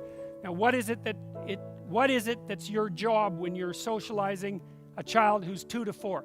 You have to do it between the ages of 2 and 4, by the way, Because if you don't manage it by the time they're 4, then you might as well give up, because it isn't going to happen. And the literature on antisocial behavior in children is crystal clear on this point.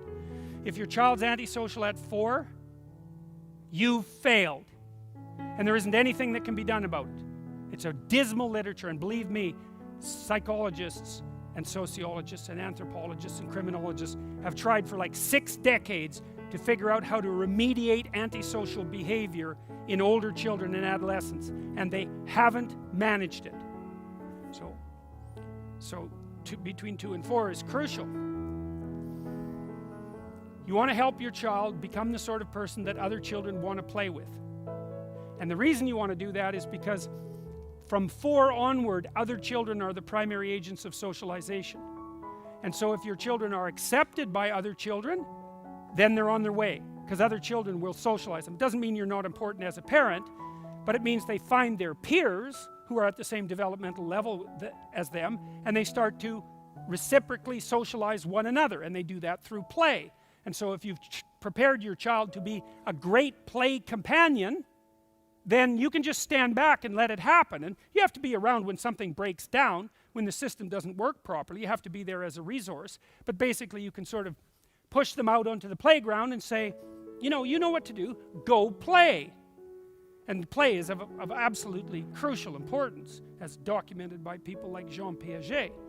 So you're trying to make your child maximally attractive as a play partner, and the ethic there is, well, the world is made out of a sequence of hierarchies that transform. And so you want your child to be the sort of person who's invited to participate in whatever hierarchy organizes itself. And what should a child be like to do that?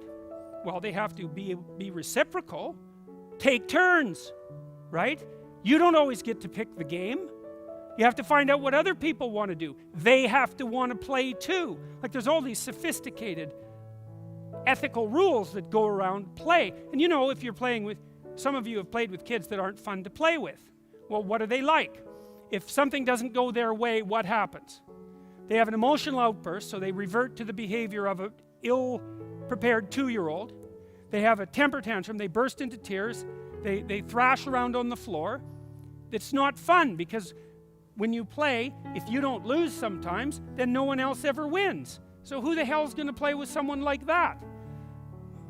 A downtrodden victim, that's all. It's not, no kid with any sense is going to put up with that. And this is exactly what kids are like. If they find out that their potential play partner is a whiny 2-year-old, even though they're 4, they just stop playing and they go find another kid. That's exactly what happens. And so if you want that for your kid, then make sure that they're whiny and bitter every time they lose. A good way to do that is to never let them lose at anything, so they don't get any practice. Well, I don't want my kid to lose. It's like, wrong. You don't want your kid to lose in an unsophisticated manner. That's not the same thing at all. And if you think the way you accomplish that is by never having your kid lose, then we're back to the you shouldn't even own a dog problem.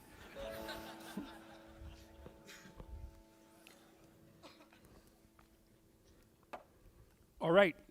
So then you might take apart, what does it mean to be a desirable play partner, assuming you're going to play reciprocal, repeated games across all sorts of different contexts? Well, there's a whole ethic that emerges from that. See, Nietzsche, back in the late 1800s, he was the first person to kind of cotton on to this sort of thing, because until then, people tended to think of morality as something that was invented rationally and then imposed from the top down. But Nietzsche, being a very intelligent observer, noted that, well, that wasn't really the case. There was an ethic already built into human interactions that we all acted out, but that we didn't really understand very well. So here's a way to think about that. So imagine you're watching a wolf pack, and wolves compete for dominance. And so the way they do that is they basically have a play fight about it. Now, it's this fairly serious play fight, and so 2 wolves that are engaged in a dominance dispute will sort of stand sideways to each other. You know how cats do that? You ever watch 2 cats fight? Cats stand sideways. Think, well, why does a cat stand sideways when it's fighting? It's because a sideways cat is a bigger cat than a head-on cat. So the cat's trying to intimidate the other cat, so it stands sideways. Then it puffs itself up, including its tail. And the reason it does that is so that it looks bigger. Because the cats don't want to fight. They want to threaten until one cat backs down. And so they puff themselves up and they make horrible noises and they face off against each other. But they don't want to fight because the two cats that are fighting might damage each other. Then a third cat comes in and wins. It's a stupid strategy. So it is. So most animals don't like to fight because they might damage themselves and then another interloper will just win. It's a stupid strategy. And human beings are quite a bit like that. We do a lot of posturing and defensive display and aggressive display and all that, but we don't fight very often for the same reasons. And it's only when those other mechanisms break down that we actually fight. So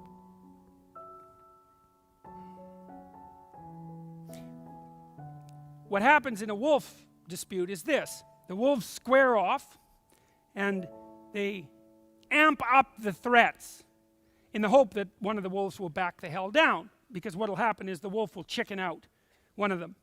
And then when it does, it rolls over and shows its neck. Why? Well, because when wolves hunt, they go for the neck, generally. Wolves are quite cruel creatures in some sense, and they'll actually eat moose standing up. But generally speaking, if they can manage it, they go for the throat and they'll bring the animal down. And so what the wolf is basically saying is, well, you scared me half to death. I'm a useless moose. You might as well tear out my neck. And the other wolf says, yeah, you're pretty detestable and you're kind of like a moose, but I might need you to hunt tomorrow, so I know I can tear out your neck, but I won't. And then the defeated wolf stands up and he's not very happy and he's kind of a low status wolf, but at least he's still got his neck.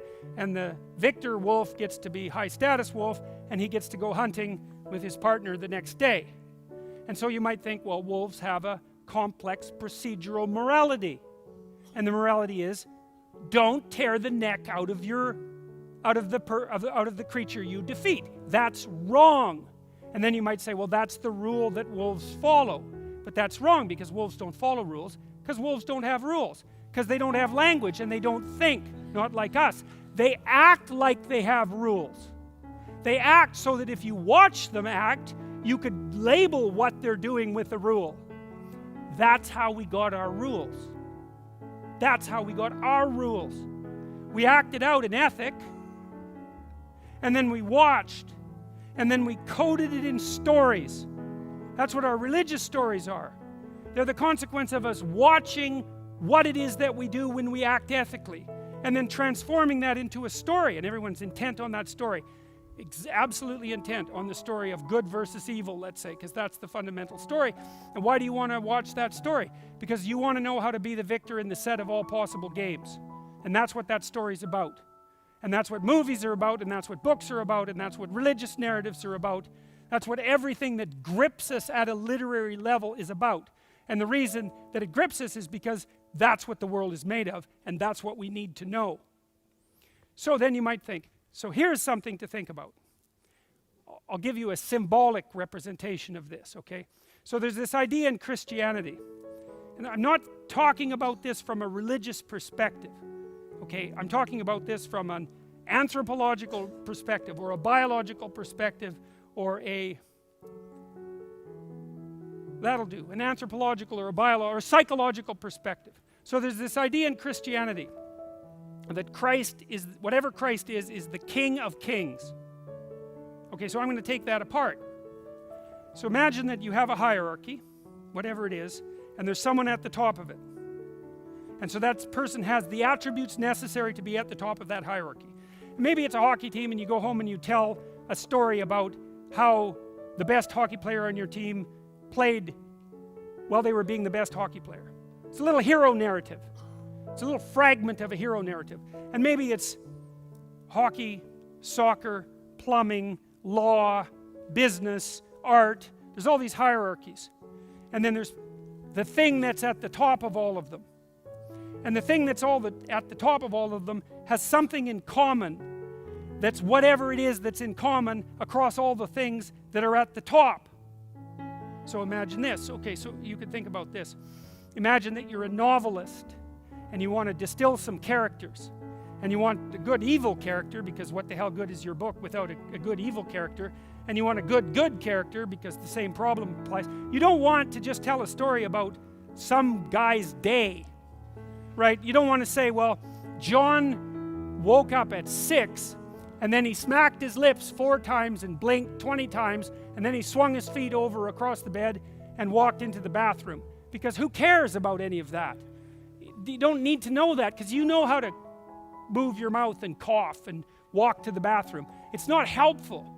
You want a distillation. You want the novelist to have watched a bunch of people and abstracted out someone who's good in a way that's good across a bunch of people, and you want him to have abstracted out someone who's evil that's abstracted across a bunch of evil characters. So you see that in Hamlet, for example. You see that in Dostoevsky, where the characters are bigger than life.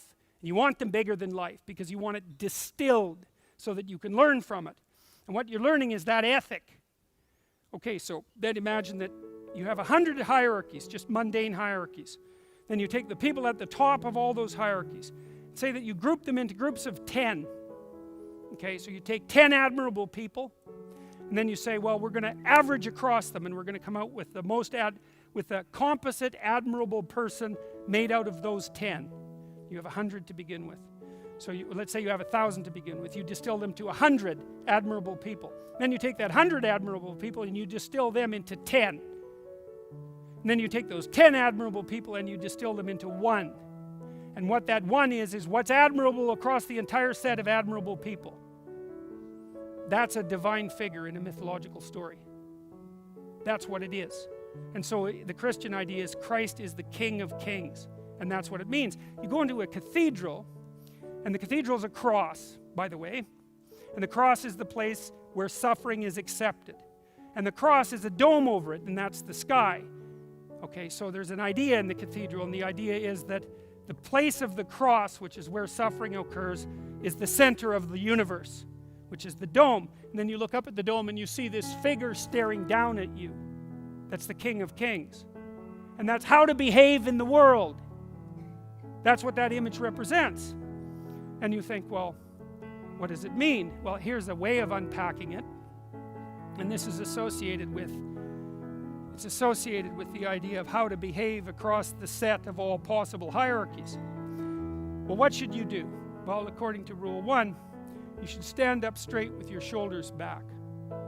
Okay, now, some of the people who've been criticizing me say, well, because I point out that hierarchies exist, I'm justifying them. It's like, pointing out that something exists is not the same as justifying it. It's just pointing out that it exists.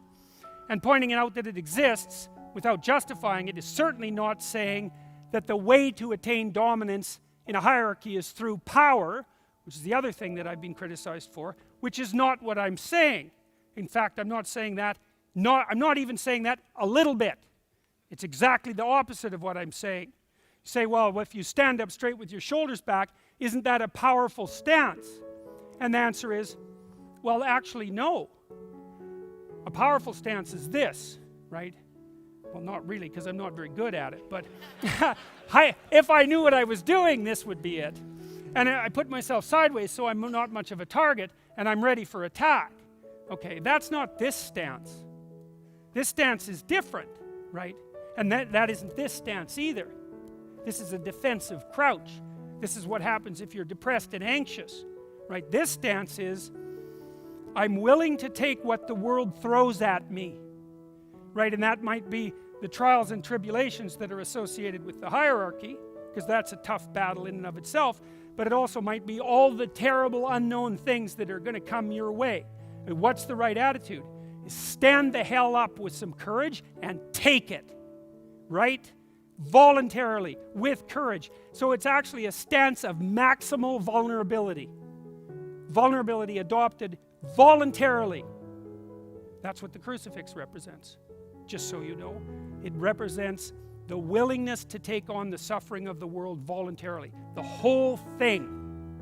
And that's associated with what's ever at the top of the hierarchy. So the idea is the best possible strategy that you have to be successful across the set of all possible hierarchies is to maximally accept the fact that you're vulnerable. to accept that as the price of being. And that's the essential message. But it's not only the message of Christianity, by the way. You see this sort of idea expressed in all sorts of religious structures.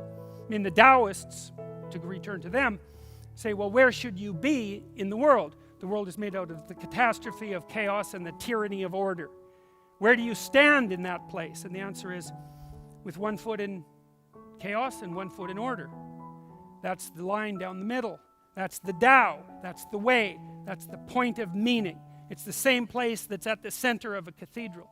It's the same idea. You stand there because you're secure, because you have tradition and the power of your civilization behind you. And you have one foot in chaos because that's not enough and never will be. And the instinct that puts you there is the instinct of meaning. And you can use that as a guide. And it's a deep neurological instinct. It's not some epiphenomena. It's the most real thing there is, as far as I can tell. And associated with that is a certain attitude towards life, which is to venture courageously out into the unknown, is to put yourself on the line, right? To heed the call of adventure, to risk yourself voluntarily. You have no choice anyways, right? Because you're in this all the way. There's no out that isn't death. The full catastrophe is at your feet. You can't evade or escape that. But what you can do is choose how it is that you're going to confront it. And so rule one is to stand up straight with your shoulders back and to manifest. And this is the thing that's so amazing about this, I think. And that what lends a kind of ultimate reality to the idea of positioning yourself properly. You might say, well, let's presume that you're a very pessimistic person or a very realistic person. And you say, well, what's the fundamental reality of life? You say, well, it's suffering and malevolence. It's like, okay, it's a hard argument to forestall.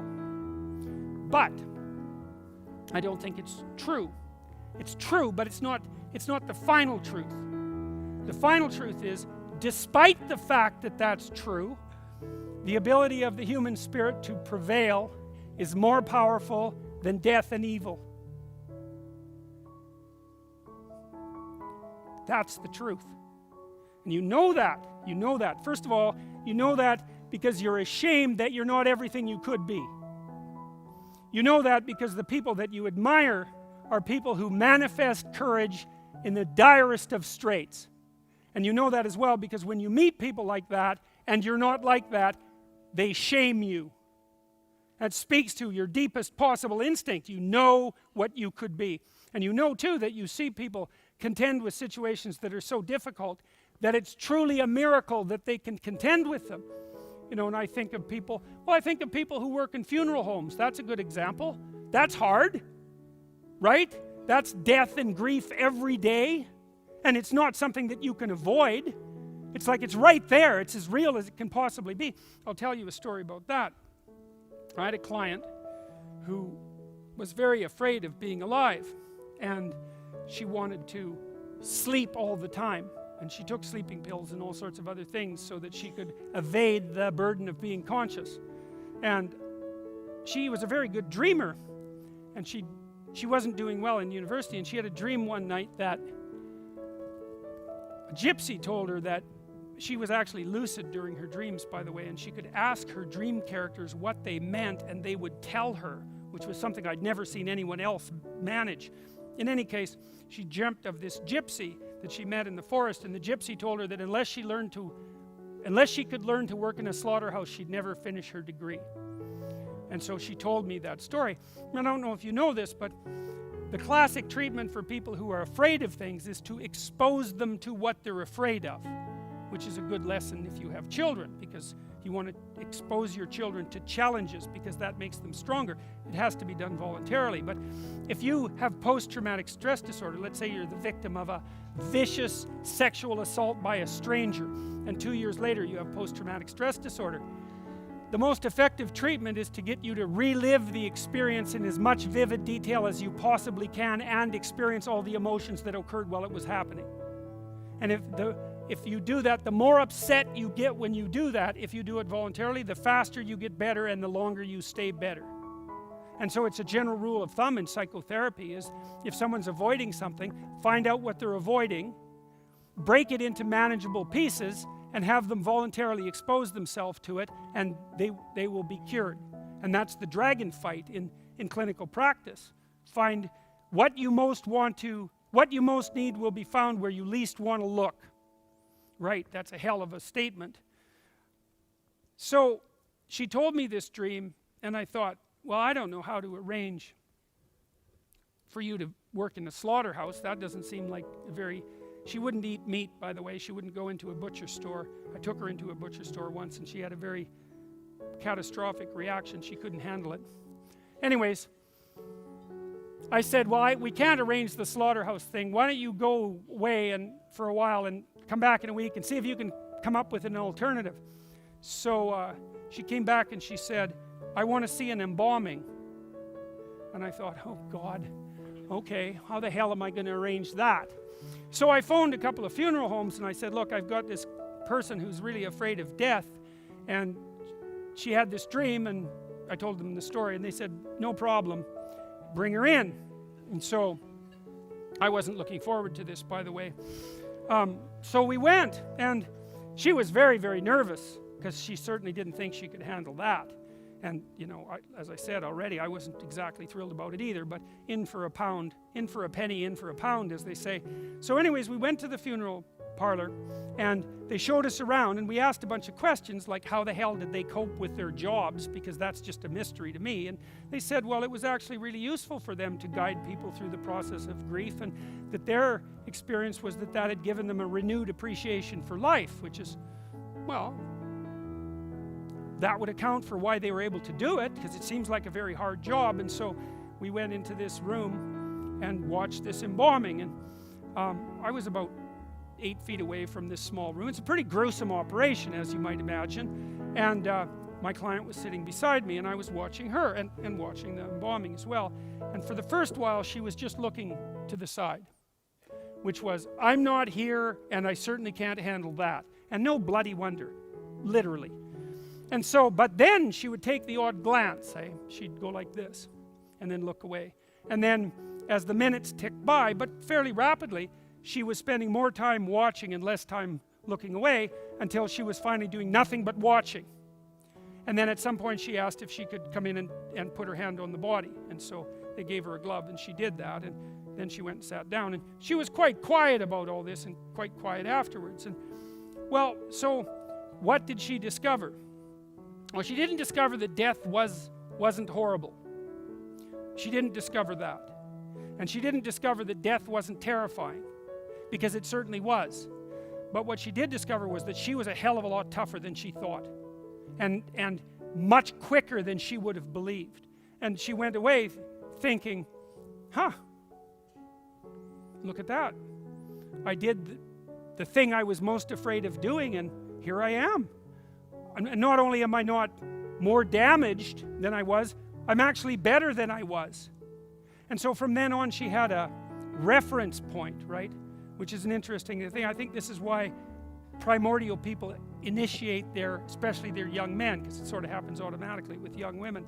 They expose their young men to something absolutely terrifying, genuinely terrifying, so that for the rest of their lives, they know the difference between what's actually terrifying and what's just sort of normal catastrophe. Because you really need to know that, right? Because you need to know that you can prevail. And one of the things she learned as a consequence of that exposure was that she could prevail despite the realities of life. Of course, that's what you want to teach your children, mostly by example, is that they can prevail despite the realities of life. Of course, that also means that you have to have admitted to what the realities of life are.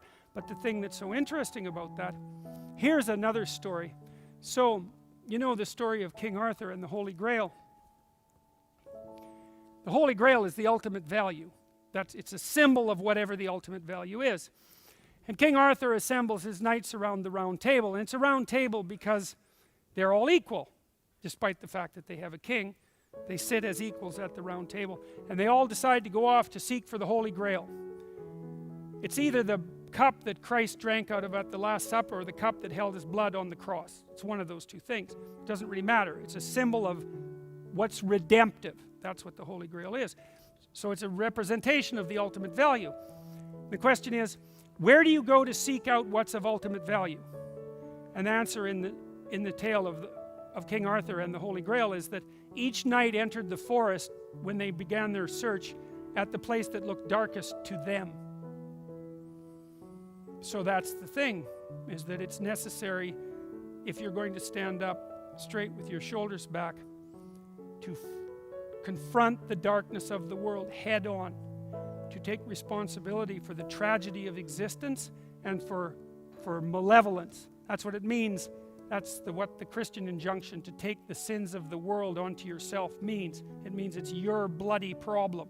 And to confront Satan in the desert is the same idea, is that not only do you have to take on the tragedy of the world as if it's your responsibility, but you have to contend with the spirit of malevolence while you're doing so.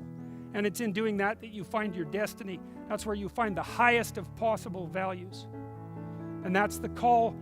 And that's the call to the nobility of being, because you might think, well, what could possibly justify your life more thoroughly? What could make you the best player of all possible games than to take the tragedy of the world onto your shoulders and to fight with all your ability against the malevolence in your own heart? Thank you.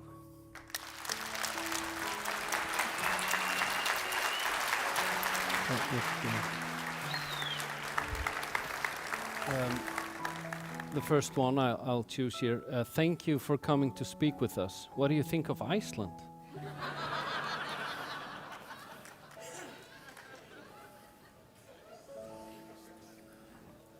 Well, first of all, thank you all for coming. It's quite remarkable to see so many people come out for such a serious conversation. It isn't exactly what you'd expect.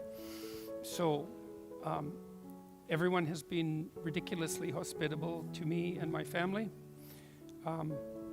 We've seen some beautiful things. We were at the Blue Lagoon, which was very impressive. We went to the house today where Gorbachev and Reagan met in 1986, and that was very interesting. I went and saw some rare manuscripts at the university this morning. Gunlager and his crew of people have been very organized, and you have a beautiful little capital city that's extraordinarily impressive, and you've produced this amazing venue, and your country is cruising along on all cylinders, and it's a hell of an achievement. So that's what I think. I think that almost all the time when I come to a European country. It's amazing how well it works. I mean, it's a harsh place, you know. You made a lot of what you have, and it looks to me like it's just getting better. And so it's peaceful and productive and civilized and beautiful and hospitable, and good for you. And thank you for inviting me. This one, the next one is regards the hit pieces on you. When such an article is written, what is your interpretation of the cause, or further, what potential explanations are there for this phenomenon? Well, I think there's, we could start with what I might be contributing to it.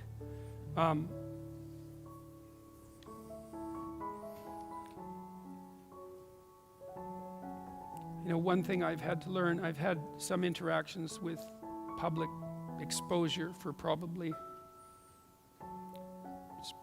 15 years, because I worked a little bit with a public television station in Ontario before all this blew up. My producer, who was someone who was very much on my side, so I worked for a public affairs show, first of all as a regular panelist and then as a columnist for a couple of years. My producer, who was a level-headed guy, well-versed in what worked well in panel discussions, told me to be very careful about controlling my proclivity towards anger, because it doesn't play very well publicly. And so, I kept trying to learn the doctrine of minimal necessary force. I mean, I think that aggression is a good thing if it's controlled. I think it's a good antidote to fear. I think it's one of the things that can help you maintain your ground in the face of resistance. But it has to be applied very, very judiciously. And it isn't obvious that I always do that as well as I might. And if you're going to deal with difficult and dangerous and contentious issues, then you're going to get punished for your failures. And so I'm trying to learn to detach myself and to not in an I don't care way, but in a watchful way, and to keep all of that under control as much as possible, and to use minimal necessary force. And it's hard to learn to do that well. And so to the degree that I don't do that, then I instigate more opposition than I might. Now, I have a hard time with that to some degree, because I do find some of what I have been, let's say, opposing what would you say? It makes me deeply, it disturbs me deeply and makes me unhappy and ashamed. That's particularly the case when I see what's happening at the universities. I'm not impressed by what's happening in the social sciences and the humanities. I'm not impressed with the postmodernists. I'm not impressed with the Marxists, and I'm certainly not impressed with the people or the theories that juxtapose the two in this particularly ideological brew that's been fermenting, say, since the 1960s. And so it's not easy to maintain equanimity in the face of that, but it doesn't matter because it's still necessary. Do you think their ideology has permeated all of media, or because not all of it? Yeah. I mean, that's the other thing, is that, and this is why dealing now we can turn to what the media might bring to this. Well, ideological pre-commitments, that's certainly the case. An inability to see anything other than in politicized terms. Like, I don't view that what I'm doing as fundamentally political. Actually, in fact, I don't view the battle that's raging in the ideational substructure of our society as fundamentally political. I think it's deeper than political. It's at least philosophical, and it's probably theological. But the people who've been pillaring me, let's say, who tend to be the postmodern neo-Marxist types, or at least lean in that direction, cannot conceptualize anything that isn't political. In their world, there isn't anything that isn't political. One of the things that you might consider, for example, is, I've been perhaps represented as an advocate of free speech, and of course there's a lot of debate about what free speech really is from the radical leftist types. And here's something that you have to understand. From the collectivist perspective that dominates the radical left, there is no such thing as free speech. It's not that they oppose it. It's that it isn't a move in their game. It doesn't exist.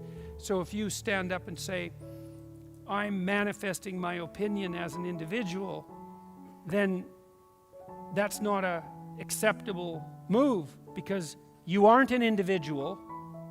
You're an avatar of your dominant group.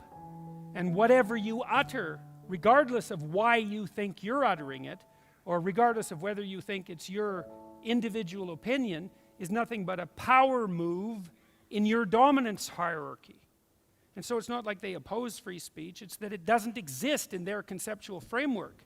And so that's one of the things that drives the hit pieces, because I do believe in the individual, and I do believe in free speech, and I do believe in a world outside the conceptual realm, all sorts of propositions that aren't part and parcel of the postmodernist / neo-Marxist game.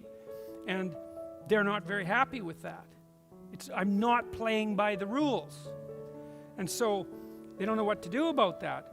the simplest thing to do is to call me far right or alt-right, because then they can, first of all, that's an evil category and that dispenses with that, but it also means they don't have to contend with any of my arguments, and that's convenient. So it's easier to demonize than it is to contend.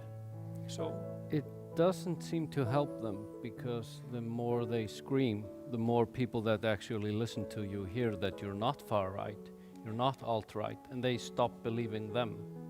well, that's the other thing. Like, I've talked with my wife about this, because it's produced a lot of tension in our family, because it's very stressful. I mean, for all sorts of reasons, but that's certainly one of them. You know, I mean, it's certainly not the case that when I read a hit piece that I'm very pleased about it, and I'm often quite worried about it. Like the New York Times piece, for example, is a good example.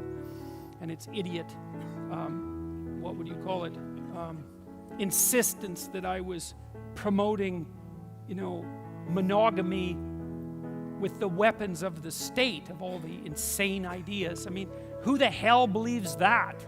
It's like some ISIS guys. That's about it. So it's a completely absurd accusation, and it certainly bore no resemblance to anything that I meant. But, you know, it's a powerful media organization, and lots of people warned me in the immediate aftermath of that it would be my downfall, including people who were less, they weren't fearful people, and so it's very stressful. So one question is, well, should I be doing interviews like that at all? Because one of the things I've thought is, no written interviews, only live interviews. Only the whole thing. So the one today you had is the last one? Well, see, I don't know, because there's another side of it, which is the side you laid out. It's like, this happened with some of you have seen the Channel 4 interview that I did with Kathy Newman. And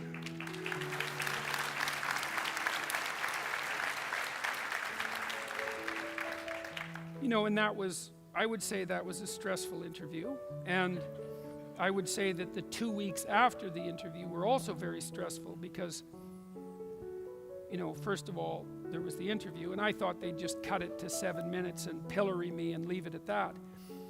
But they cut it to 7 minutes and pilloried me, and then they posted the whole interview, which just shocked me.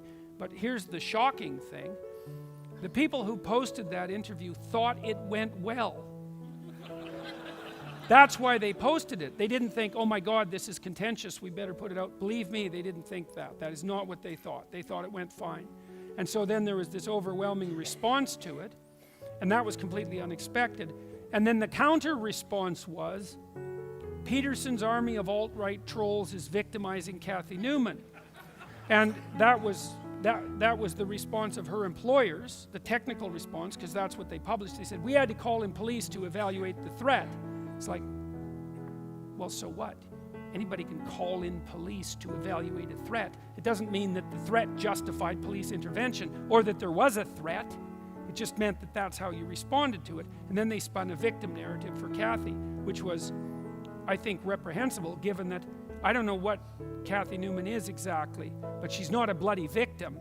She's not powerless. She's one of the most powerful women in the United Kingdom, and she has a salary that's commensurate with that. And good for her. That's absolutely fine. But you don't get to have that and also be a victim. It's not the right way to play the game. And so then a whole bunch of newspapers laid out the story that poor Kathy was being trolled by my legion of alt-right angry people. But then the numbers started to mount, you know, and after it was like 4 million people, the whole troll argument got hard to sustain, unless you think there are like, well, now it's perhaps 30 million people have watched either the whole thing or major clips from it. Maybe it's more than that. It's hard to sustain the old troll argument when it's 30 million people. But it was I thought that narrative was going to prevail for a while, that, you know, oh, she got victimized and it was all these terrible people that went after her, but that collapsed. But it's very stressful. But, and this is something that I've learned, so I've been obsessing about another statement in the New Testament for about 2 years. I've been trying to figure it out, and it's the statement that you should turn the other cheek. And that's a tough one, man, because first of all, who wants to do that? Because you want to explode in righteous anger. At least you want to defend yourself. You want to do one of those things. So what the hell does that mean? And partly what it means is, if you're attacked and you're innocent, and look, I'm not saying I'm like globally innocent or anything like that, but I'm not guilty of the accusations that are levied at me, or at least I'm not guilty in the manner that the accusations would indicate. If you're being attacked and you're not guilty of the accusations, then the attacks say more about the attacker than their intended target. And so far I've been able to withstand the attacks, and the consequence of that is that it's said more about the attackers than about me. And then the question is, can I tolerate that? Because it's still very stressful. And I waver on that back and forth. And then of course the other issue is that some people in the media have pilloried me, but many haven't. You know, there's been very many thoughtful people that have written thoughtful pieces about me. There's a Canadian consortium of 200 newspapers, the Post Media Group, and they came out, the entire group came out in favor of my stance in relationship to Bill C-16 in Canada, which was a piece of legislation that compelled speech. And so, well, so far, and same with the protests. When people come out to protest against me, the first video that really went viral was a protest at the University of Toronto. And after the protest was over, the anti-free speech people at the protests took the microphone away and blasted white noise and made it impossible for anyone to speak, even though it was an open mic event. So that got broadcast. And then about 2 hours after the event, I went down to talk to the cops to see if anybody had been hurt or anything like that. And then on the way back into the university, I got accosted by half a dozen like radical types and about 30 of their hangers-on. And then there's a crowd of people that I would say were probably supporting me that gathered around me, and they went after me and videotaped all of it on their cell phones. And then they posted that. And the idea was that that was going to do me in. But what happened was the comments were 100 to 1 in favor of what I was saying. So that was another example where the protests were more damaging to the protesters than they were to me. And that's been, luckily, fortunately, miraculously, all of that, a recurrent pattern. And so the question is whether or not I can tolerate it, and whether my family can tolerate it. And so far, look, if you're trying to do something difficult, let's say, the right amount of controversy isn't zero. The question is, how much controversy can you handle? And how much of the mud that's thrown will stick? And then how much of it deserves to stick? All of those things. You've got to scour your conscience under those circumstances. But so far, I've been fortunate. It seems like you've taken on this dragon voluntarily. It seems like from the beginning you've known that this, for example, when you spoke up against Bill C-16 in Canada, you knew that this might become tough. Well, like, I'd taught people to negotiate in my clinical practice for a long time. You know, I've had lots of clients. Many of those clients were female.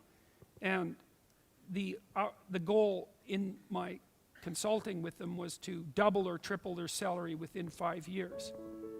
And so that wasn't necessarily the only goal. We discussed all sorts of goals, but that was often one. And so I was very accustomed to organizing people to negotiate. And if you want to negotiate, there's a couple of rules. The first rule is you have to be able to say no. And what no means is there isn't anything you can do to me to get me to do that. That's what no means. Now, like, you can have different degrees of seriousness about no, but if you're going to negotiate with your boss, say, for a substantial raise, no means if I don't get it, then I will leave. That's fundamentally, and that leaving will cost you more than, it's not a threat, right? it has to be the observation that me leaving will cost you substantially more than giving me the raise. You have to be in a position to make that case or you don't win the negotiation. And so I always put my clients in a position where if they went and asked for something, they were in a position to win because we didn't go and ask before that. So when I made the video criticizing Bill C-16, I thought, I'm not abiding by this damn piece of legislation. And then I thought, well, what does it mean that I'm not? And I thought, well, I had multiple sources of income, so I was reasonably positioned to tolerate a fair bit of pushback. I mean, I could have got wiped out had things gone sideways, but it would have been difficult to take me out completely. And I thought, there's no way I'm abiding by this piece of legislation. I thought through the negative consequences. Now, I didn't, of course, think that any of this would happen because this is just completely preposterous and no one could have possibly foreseen it. But so I would say there were certain things I faced in doing that, but I couldn't have foreseen the absolutely explosive consequences. I'm not unhappy that I did it. I would do it again. I am still doing it, I suppose. So. Which of your 12 rules do you break most often?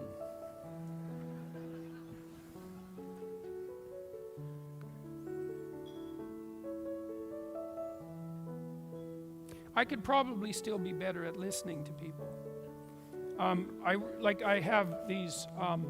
I do interviews with people. I call them discussions because they're not really interviews. Probably they're not interviews because I talk too much. So I had to call them discussions.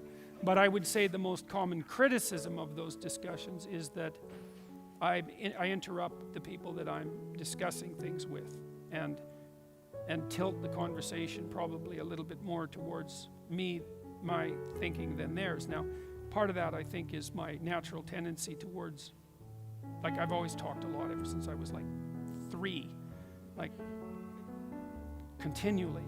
So I'm verbally fluent, you know, it's part of my nature and extroverted. But you can always get better at listening, you know.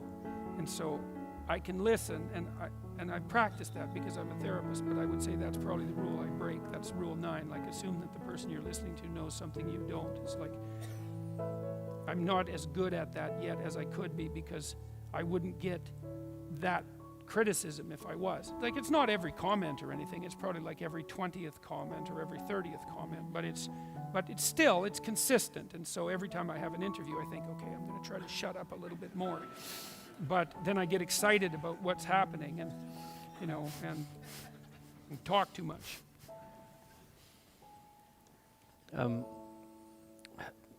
One thing related to that, sometimes you seem to go off on a tangent when you're discussing something. You go into something related to it, then you come back to a greater structure of things.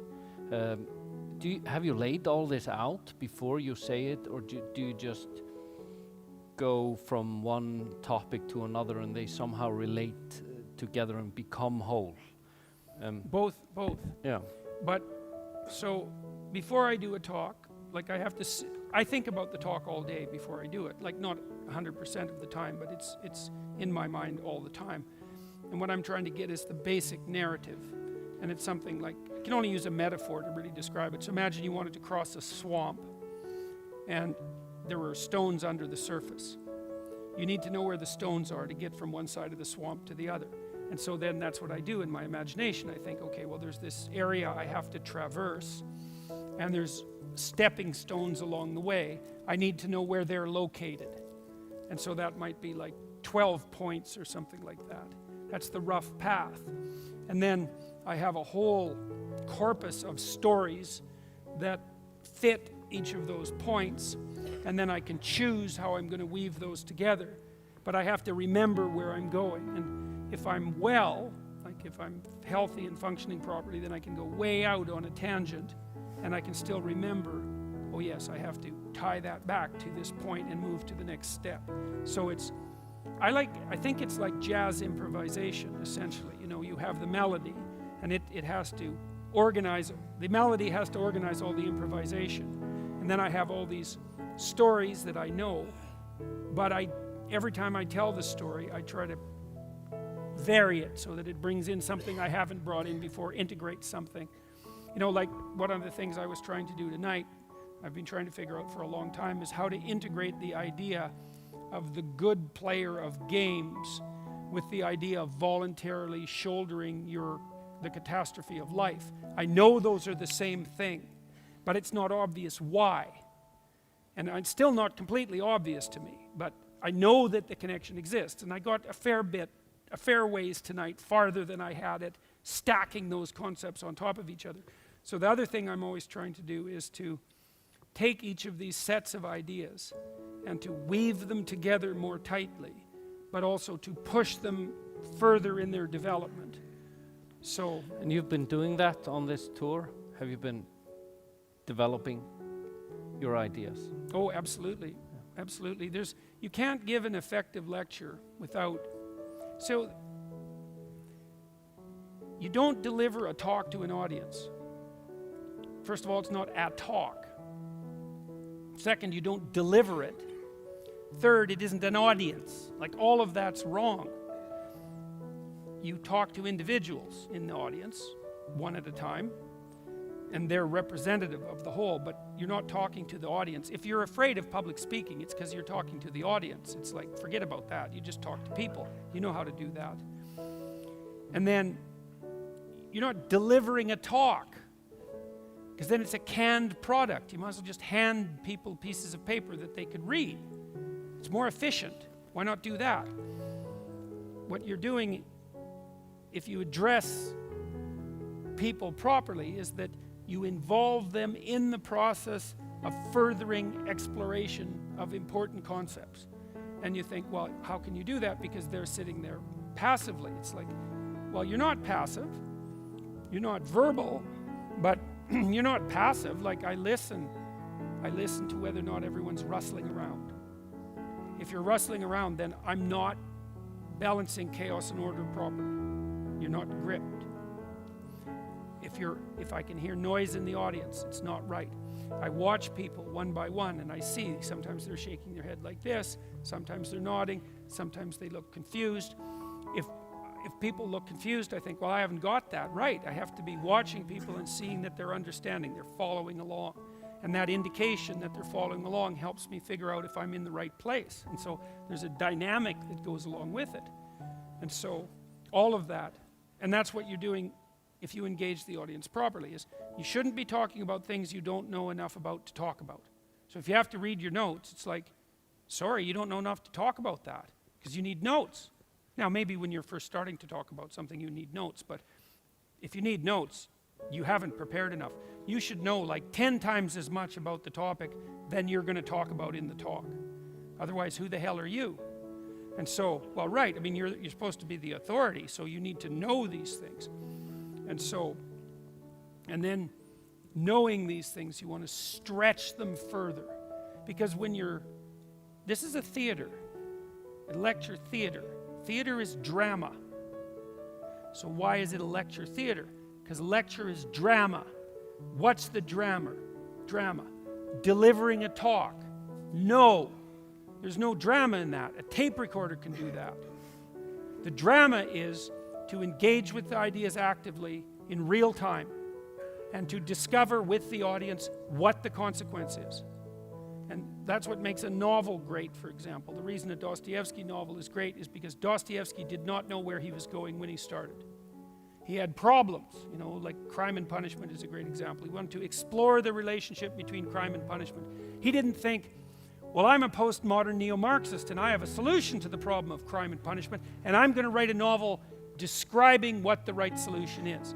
He thought, here's a problem, man, this is a major problem. I'm going to divide myself into 10 characters, and I'm going to have a war, and I'm going to see what prevails. And he takes you along on that voyage, and that's what makes Dostoevsky different than Ayn Rand, for example. Because Ayn Rand already knew who the good guys and the bad guys were. And maybe she was right, and maybe she wasn't. It doesn't matter. What matters is that what she did wasn't literature. It was just sophisticated propaganda. taps into literature upon occasion, but she knew where she was going, whereas Dostoevsky, he discovered it along the way. And so he takes you along on the journey, and that's, any great artist does that, takes you along on the journey. That's why it's so revivifying to encounter anything that's genuinely artistic, is because you're along for the conflict between chaos and order. And that's way more interesting than having a talk delivered to you. Is it possible that that journey might lead to a bad place in some cases? You've spoken of Hitler when he was speaking to audiences, and he was listening to the audiences, and he started to find what really engaged them and made them excited about what he was saying. Yeah. Is it possible that you might get it wrong because of that dynamic? Definitely, and it's a terrible threat to get it wrong, because, you know, in Rule 3, it's make friends with the people who want the best for you. There were other rules that were associated with that I didn't write about, like make friends with people with be very careful about who you share good news with. That was one rule. And another rule was be very careful about whom you share bad news with. And those are sort of hallmarks of friendship. If you have friends you can tell good news to, you know what it's like to tell good news to someone that you shouldn't tell good news to. It's like they're not happy about your good news, they're bitter about it, and they'll show it in some way. Maybe they'll trump your good news, or they won't listen, or they'll bring up another topic, or they're secretly angry, or whatever. You walk away from sharing the good news thinking you should have kept your damn mouth shut, and that's not a good sign. But some people you can tell good news to, and they'll be happy because they have enough sense to know that life's a catastrophe, and if something good happened to you, then hooray, you know, because... And then bad news is the same thing. It's like, if you tell bad news to someone, they need to let you suffer, right? They shouldn't make you feel better quick because they're upset because you're upset. None of that. They just have to take it, and that's hard. So I think I forgot what the hell the question was here. I'm getting tired, so I'm losing my ability to go back. That you may get it wrong when you're interacting with the audience. Yes. Look, what Hitler did was this, as far as I can tell. And I've talked to politicians who've built grassroots political parties about how they did it too. So the audience talks to you when you speak publicly, and they talk to you with their emotional reactions. And then you can learn how to say what produces a given emotional reaction, especially if that's what you want. If you want, say, control over the crowd, or maybe you want to harness the anger of the crowd, let's say, because your own motivations. What were Hitler's motivations? Here's the psychoanalytic answer. If you cannot understand the motivations, look at the consequences and infer the motivation. What's the consequence? Hitler blows his brains out in a bunker under Berlin when Europe is on fire. What was the motivation? A suicidal apocalypse. That's the motivation. How do you generate a suicidal apocalypse? You aim at it. How do you get the crowd to go along? You speak in that manner and you watch for the emotional response. And when you get the anger that you're after, you facilitate it. And you let your imagination dwell on that, and you become a master of that. And that's what Hitler did. And it wasn't like the Germans weren't angry. And they had their reasons. World War I was brutal. They lost. The Versailles Treaty was a catastrophe. In the 1920s, every decent, hard-working German lost all of their savings in hyperinflation. And the entire country was threatened by a radical leftist revolution. It was rough, and people were not happy, and many of them had been terribly brutalized by World War I, so there was no shortage of anger to capitalize on. And Hitler was just the guy, annoyed as he was, for example, that he was rejected from art school 3 times, despite having a fair bit of artistic talent.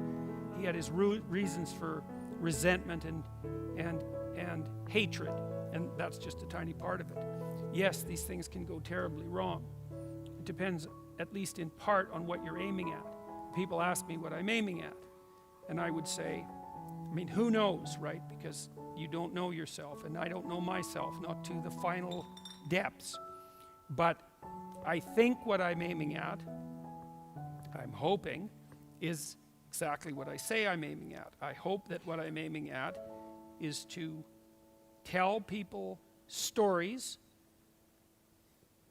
and provide them with clinical information that's derived from the best literature and science that I know, so that they can be fortified in their ability to contend with tragedy and malevolence. And the reason that I'm doing that, as far as I'm concerned, is because when I wrote my first book, which was Maps of Meaning, the audio version of which is out next week, by the way, I think it'll be easier to understand because it's read and the intonation is all there. I concluded, after studying the psychological dynamics of the Cold War, that the only proper medication to tyrannical collectivism was the sovereignty of the individual, and that as a consequence the sovereign individual needed to be strengthened, that was the path forward with least harm and most potential good. And I think that's what I'm doing. My evidence for that is that I've been doing it for 30 years. I taught courses based on that at Harvard and at the University of Toronto consistently. The lectures were made into a television program in Toronto that was popular. The lectures became explosively popular online. Everybody can see what I'm saying, as far as I can tell. And apart from the hit pieces, which are perhaps valid criticisms, although I don't believe so,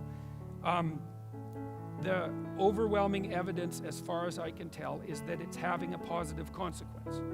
So, and I'm hoping, and I have people watching me and criticizing me, like friends of mine and my family, trying to make sure that this all works. And so hopefully I'm not doing something that isn't good. We'll see. But Yes.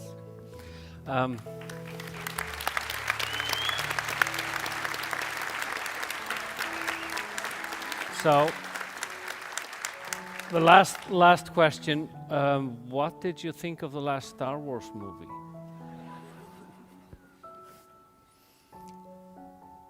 I don't know if I saw the last Star Wars movie, but I saw one of the last. I've probably seen 3 of the last 5 Star Wars movies, I would say. And I thought they were all the same movie as the first Star Wars movie. So they haven't been my cup of tea, let's say. Having said that, it's obvious that, the superhero movies, the Star Wars movies, the Star Trek movies, the fantastic success that Marvel in particular has had with their superhero pantheon. Like, those are the most expensive artifacts that people make, those movies. That's something to really think about. People put $200 million into a movie like that. It's not the most expensive thing we make, but it's bloody well up there, I can tell you. And it's pretty interesting to realize as well that making the special effects for those movies, which is a form of artificial reality, let's say, is part of what's driving computational sophistication forward, because the big processors are being used most intensively to render reality. And so whatever's happening in those movies is something far more significant than you might think. I think it all speaks to the unquenchable power of mythology and its proclivity to manifest itself in a multitude of forms and to be eternally compelling to people. And so generally that seems to be a really good thing to me. So I mean, their Harry Potter series, I think, is a better example than the Star Wars series, because I think that the Star Wars series is a bit too consciously contrived, whereas the Harry Potter series is genuinely, to my way of thinking anyways, is a genuine intuitive production. And Rowling got her mythology. She's so good at that, I just can't believe it. It's just absolutely unbelievable. And you think of the consequences of that. She wrote 7 books about wizards, like teenage wizards and child wizards in a magical castle threatened by giant snakes, and portrayed the battle between good and evil on a landscape of chaos and order, and sold, I don't know, what's her empire worth in terms of total financial consequences.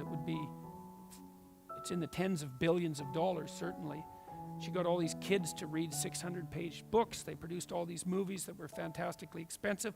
Everybody read them and went and watched them. It's like, and what do you see there? It's a dying and resurrecting hero fights a satanic figure and attains final victory through death and resurrection.